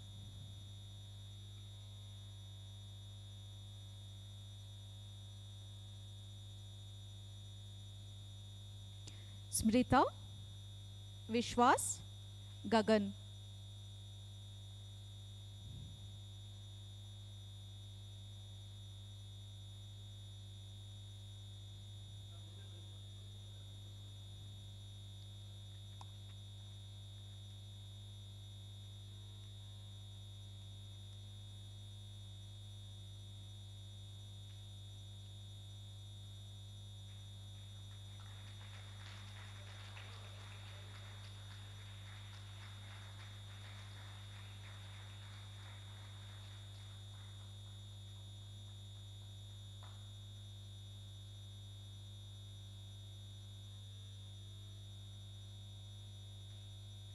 Rohit, Harshmita, Chandana K. Raj.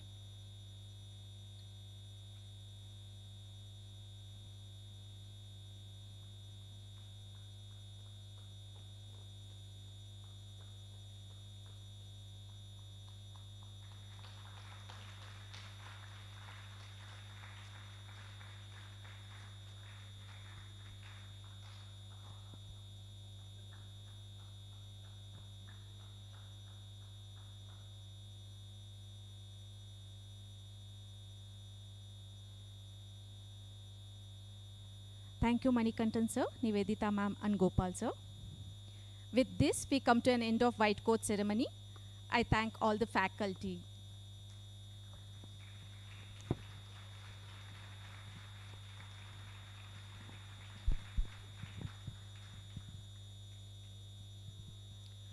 An oath is a solemn promise, often invoking a divine witness regarding one's future action or behavior. Oath taking is a meaningful one. It serves to hold you all accountable for your ethical actions, behaviors, and ultimately your decisions. The new oath, Maharshi Charaka Shapath, recommended by the Apex Medical Education Regulator, NMC, will be now administered by Dr. Venkatesh Murthy sir, Professor and Head of Department of Anesthesiology. Sir is the senior most faculty member of CD SIMA. I now request Professor Dr. Venkatesh Murthy sir.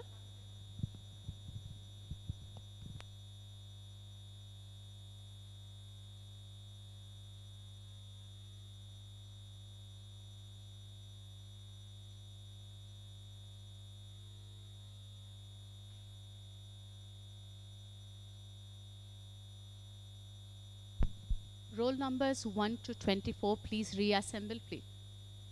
1 to 24. Kushi, Harshit, Lakshmi Rani, Sharanya, Vasundhara, Chirag, Manmita, Narasimha, Fiza, Tanisha,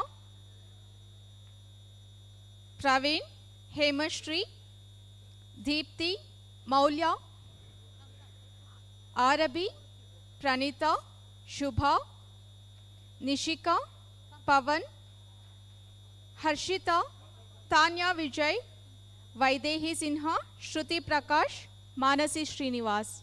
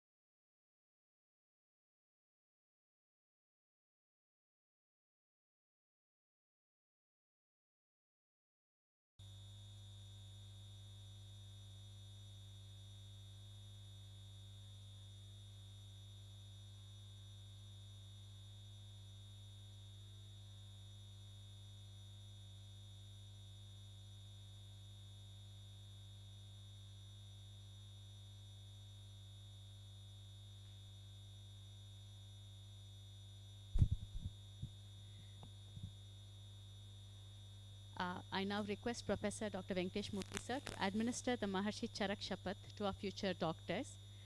Over to you, sir.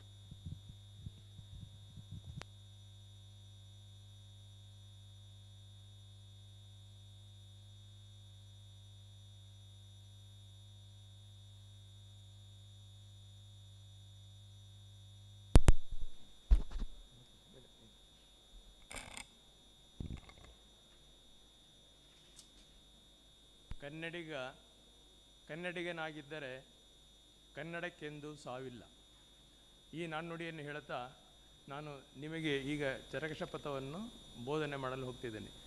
ಚರಕಶಪಥವನ್ನು ನಿಮಗೆಲ್ಲ ಬೋಧನೆ ಮಾಡಲು ನನಗೆ ಅನುವು ಮಾಡಿಕೊಟ್ಟಂಥ ನಮ್ಮ ದಯಾನಂದ ಸಾಗರ್ ವಿಶ್ವವಿದ್ಯಾಲಯದ ಅಧ್ಯಕ್ಷರು ಹಾಗೂ chancellor ಆದಂಥ ಡಾಕ್ಟರ್ ಹೇಮಚಂದ್ರ ಸಾಗರ್ ಮತ್ತು ಉಪ ಚಾನ್ಸಲರ್ ಆದಂಥ ಡಾಕ್ಟರ್ ಪ್ರೇಮಚಂದ್ರ ಸಾಗರ್ ಅವರಿಗೂ ಮತ್ತು ಆಡಳಿತ ವರ್ಗಕ್ಕೂ ನನ್ನ ಧನ್ಯವಾದಗಳನ್ನು ಹೇಳುತ್ತಾ, ಇಂಗ್ಲೀಷ್ ಮತ್ತು ಸಂಸ್ಕೃತದಲ್ಲಿದ್ದಂತಹ ಚರಕಶಪಥವನ್ನು ಕನ್ನಡಕ್ಕೆ ಅನುವಾದ ಮಾಡಿಕೊಡಲು ನನಗೆ ಅನುವು ಮಾಡಿಕೊಟ್ಟಂಥ ನಮ್ಮ ಶಾಲೆಯ ಪ್ರಾಂಶುಪಾಲರಾದಂಥ ಡಾಕ್ಟರ್ AC ಅಶೋಕ್ ಕುಮಾರ್ ಸರ್ಗೂ ಮತ್ತು ಉಪಪ್ರಾಂಶುಪಾಲರಾದಂಥ ಡಾಕ್ಟರ್ ಪ್ರಶಾಂತ್ ಕುಮಾರ್ ಅವರಿಗೂ, ವಿಶೇಷಾಧಿಕಾರಿಗಳಾದಂಥ ಡಾಕ್ಟರ್ ಮದನ್ ಗೋಪಾಲ್ ಸರ್ ಅವ್ರಿಗೂ ಮತ್ತು ನಮ್ಮ ವೈದ್ಯಕೀಯ ನಿರ್ದೇಶಕರಾದಂಥ ಡಾಕ್ಟರ್ S ರಾಜಗೋಪಾಲ್ ಸರ್ ಅವ್ರಿಗೂ ನನ್ನ ಧನ್ಯವಾದಗಳನ್ನು ಹೇಳ್ತಾ ನಾನು ನಿಮಗೀಗ ಚರಕಶಪಥವನ್ನು ಬೋಧನೆ ಮಾಡಲು ಹೇಳ್ತಿದ್ದೇನೆ. ಎಲ್ಲ ವಿದ್ಯಾರ್ಥಿಗಳು ಎದ್ದು ನಿಂತುಕೊಳ್ಳಿ.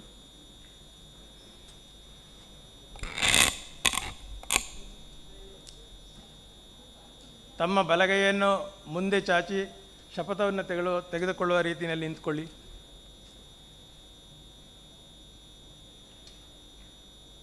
ನಿಮ್ಮ ಬಲಗೈಯನ್ನು ಮುಂದೆ ಚಾಚಿ ನಿಂತುಕೊಳ್ಳಿ. ಎಲ್ಲರೂ ನಿಮ್ಮ ಹೆಸರನ್ನು ಜೋರಾಗಿ ಹೇಳಿ. ಆದ ನಾನು ನನ್ನ ತಂದೆ ತಾಯಿಯರ ಹಿರಿಯರ ಎಲ್ಲ ನುರಿತ ವೈದ್ಯ ವೃಂದದವರ ಹಾಗೂ ದೇವರ ಮೇಲೆ ಪ್ರಮಾಣ ಮಾಡಿ ಹೇಳುತ್ತೇನೆ, ನಾನು ನನ್ನ ಗುರುಗಳಿಗೆ ವಿಧೇಯನಾಗಿರುತ್ತೇನೆ ಮತ್ತು ಅವರನ್ನು ಸದಾ ನನ್ನ ತಂದೆ ತಾಯಿಯ ಸಮಾನರು ಎಂದು ಹಾಗೂ ಮಾರ್ಗದರ್ಶಕರೆಂದು ಪರಿಗಣಿಸುತ್ತೇನೆ. ನಾನು ಸದಾ ಸತ್ಯವನ್ನು ಪಾಲಿಸುತ್ತೇನೆ ಹಾಗೂ ಅಹಂಕಾರ ರಹಿತನಾಗಿ ಬಾಳುತ್ತೇನೆ. ಎಂದಿಗೂ ಉದ್ದಟತನವನ್ನು ತೋರದೆ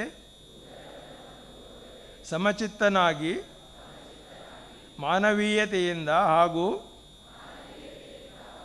ಶಿಸ್ತಿನಿಂದ ವರ್ತಿಸುತ್ತೇನೆ. ನನ್ನ ಸೇವೆಯು ಸದಾ ದ್ವೇಷಮುಕ್ತವಾಗಿ ಸೇವಾ ಮನೋಭಾವದಿಂದ ಹಾಗೂ ರಕ್ಷಣಾ ಭಾವದಿಂದ ಕೂಡಿರುತ್ತದೆ. ನನ್ನ ರೋಗಿಗಳ ಜೊತೆ ವ್ಯವಹರಿಸುವಾಗ ಶಾಂತಚಿತ್ತನಾಗಿ ಅಥವಾ ಶಾಂತಚಿತ್ತಳಾಗಿ ವಿನಯ ಹಾಗೂ ವಿಧೇಯತೆಯಿಂದ ಸಹಾಯಕ ಮನೋಭಾವದಿಂದ ವರ್ತಿಸುತ್ತೇನೆ. ನಾನು ಬೇರೆ ಯಾವುದೇ ಕೆಲಸದಲ್ಲಿ ತುರ್ತಾಗಿ ತೊಡಗಿಸಿಕೊಂಡಿದ್ದರೂ ಕೆಲಸದ ಒತ್ತಡದಿಂದಾಗಿ ವಿಶ್ರಾಂತಿ ಪಡೆಯುತ್ತಿರುವ ಸಮಯದಲ್ಲಿಯೂ ಹಗಲಿರುಳು ರೋಗಿಗಳಿಗೆ ತುರ್ತು ಚಿಕಿತ್ಸೆ ನೀಡಲು ಹಿಂಜರಿಯುವುದಿಲ್ಲ. ನನ್ನ ಸ್ವಾರ್ಥಕ್ಕಾಗಲಿ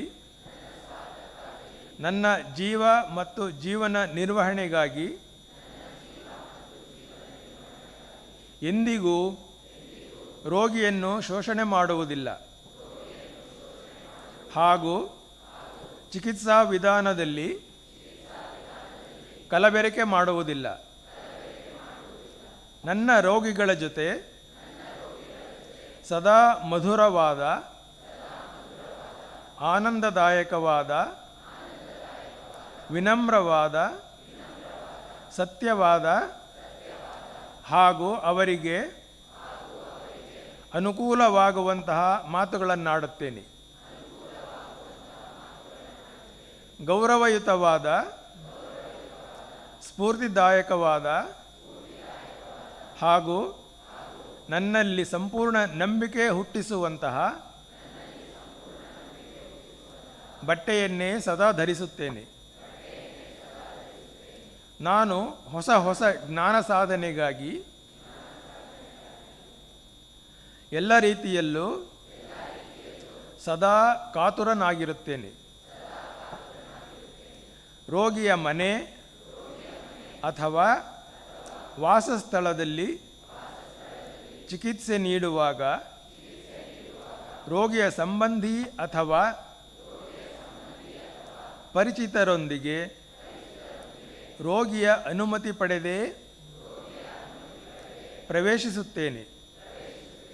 ಸ್ತ್ರೀ ರೋಗಿಗಳನ್ನು ಅವರ ಗಂಡಂದಿರ ಅಥವಾ ಕುಟುಂಬ ಸದಸ್ಯರ ಸಮ್ಮುಖದಲ್ಲೇ ಪರೀಕ್ಷೆ ಹಾಗೂ ಚಿಕಿತ್ಸೆಗೆ ಒಳಪಡಿಸುತ್ತೇನೆ. ರೋಗಿಗಳನ್ನು ಪರೀಕ್ಷಿಸುವ ಸಮಯದಲ್ಲಿ ನನ್ನ ಭಾವನೆ, ಗಮನ ಹಾಗೂ ಇಂದ್ರಿಯಗಳನ್ನು ರೋಗ ಗುಣಪಡಿಸುವ ಕಡೆ ಕೇಂದ್ರೀಕರಿಸುತ್ತೇನೆ. ರೋಗಿ ಹಾಗೂ ಅವರ ಕುಟುಂಬದ ಗೌಪ್ಯ ವಿಷಯಗಳನ್ನು ಯಾರಿಗೂ ಬಹಿರಂಗಪಡಿಸುವುದಿಲ್ಲ. ನಾನು ವೈದ್ಯಕೀಯ ಜ್ಞಾನದಲ್ಲಿ ಪರಿಣತಿ ಹೊಂದಿದ್ದರೂ ಅದನ್ನು ಯಾರೊಂದಿಗೂ ಅಹಂಭಾವದಿಂದ ಅವರಿಗೆ ನೋವಾಗುವಂತೆ ಪ್ರದರ್ಶಿಸುವುದಿಲ್ಲ. ನ ತ್ವಹಂ ಕಾಮಯೇ ರಾಜ್ಯಂ ನ ಸ್ವರ್ಗಂ ನ ಫರ್ಭವಂ ಕಾಮಯೇ ದುಃಖತಪ್ತಾನಾಂ ಪ್ರಾಣಿನಾಮಾರ್ತಿನಾಶನಂ. ನನಗೆ ರಾಜ್ಯದ, ಸ್ವರ್ಗದ, ಮೋಕ್ಷದ ಆಸೆ ಇಲ್ಲ.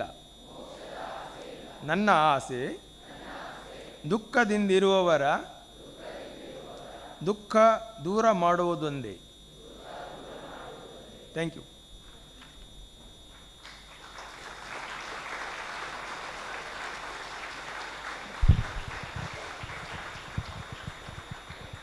Thank you, sir, for doing the honor of conducting the oath-taking ceremony.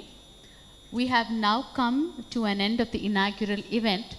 I do request all of you to rise for the national anthem, after which we shall disperse.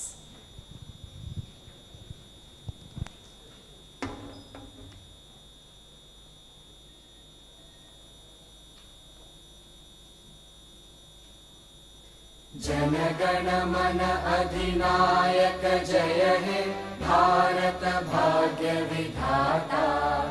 Punjab Sindh Gujarat Maratha Dravid Utkal बंगा विंध्य हिमाचल यमुना गंगा उच्चल जलधि तरंगा। तव शुभ नामे जागे तव शुभ आशीष मांगे गाहे तव जय गाथा।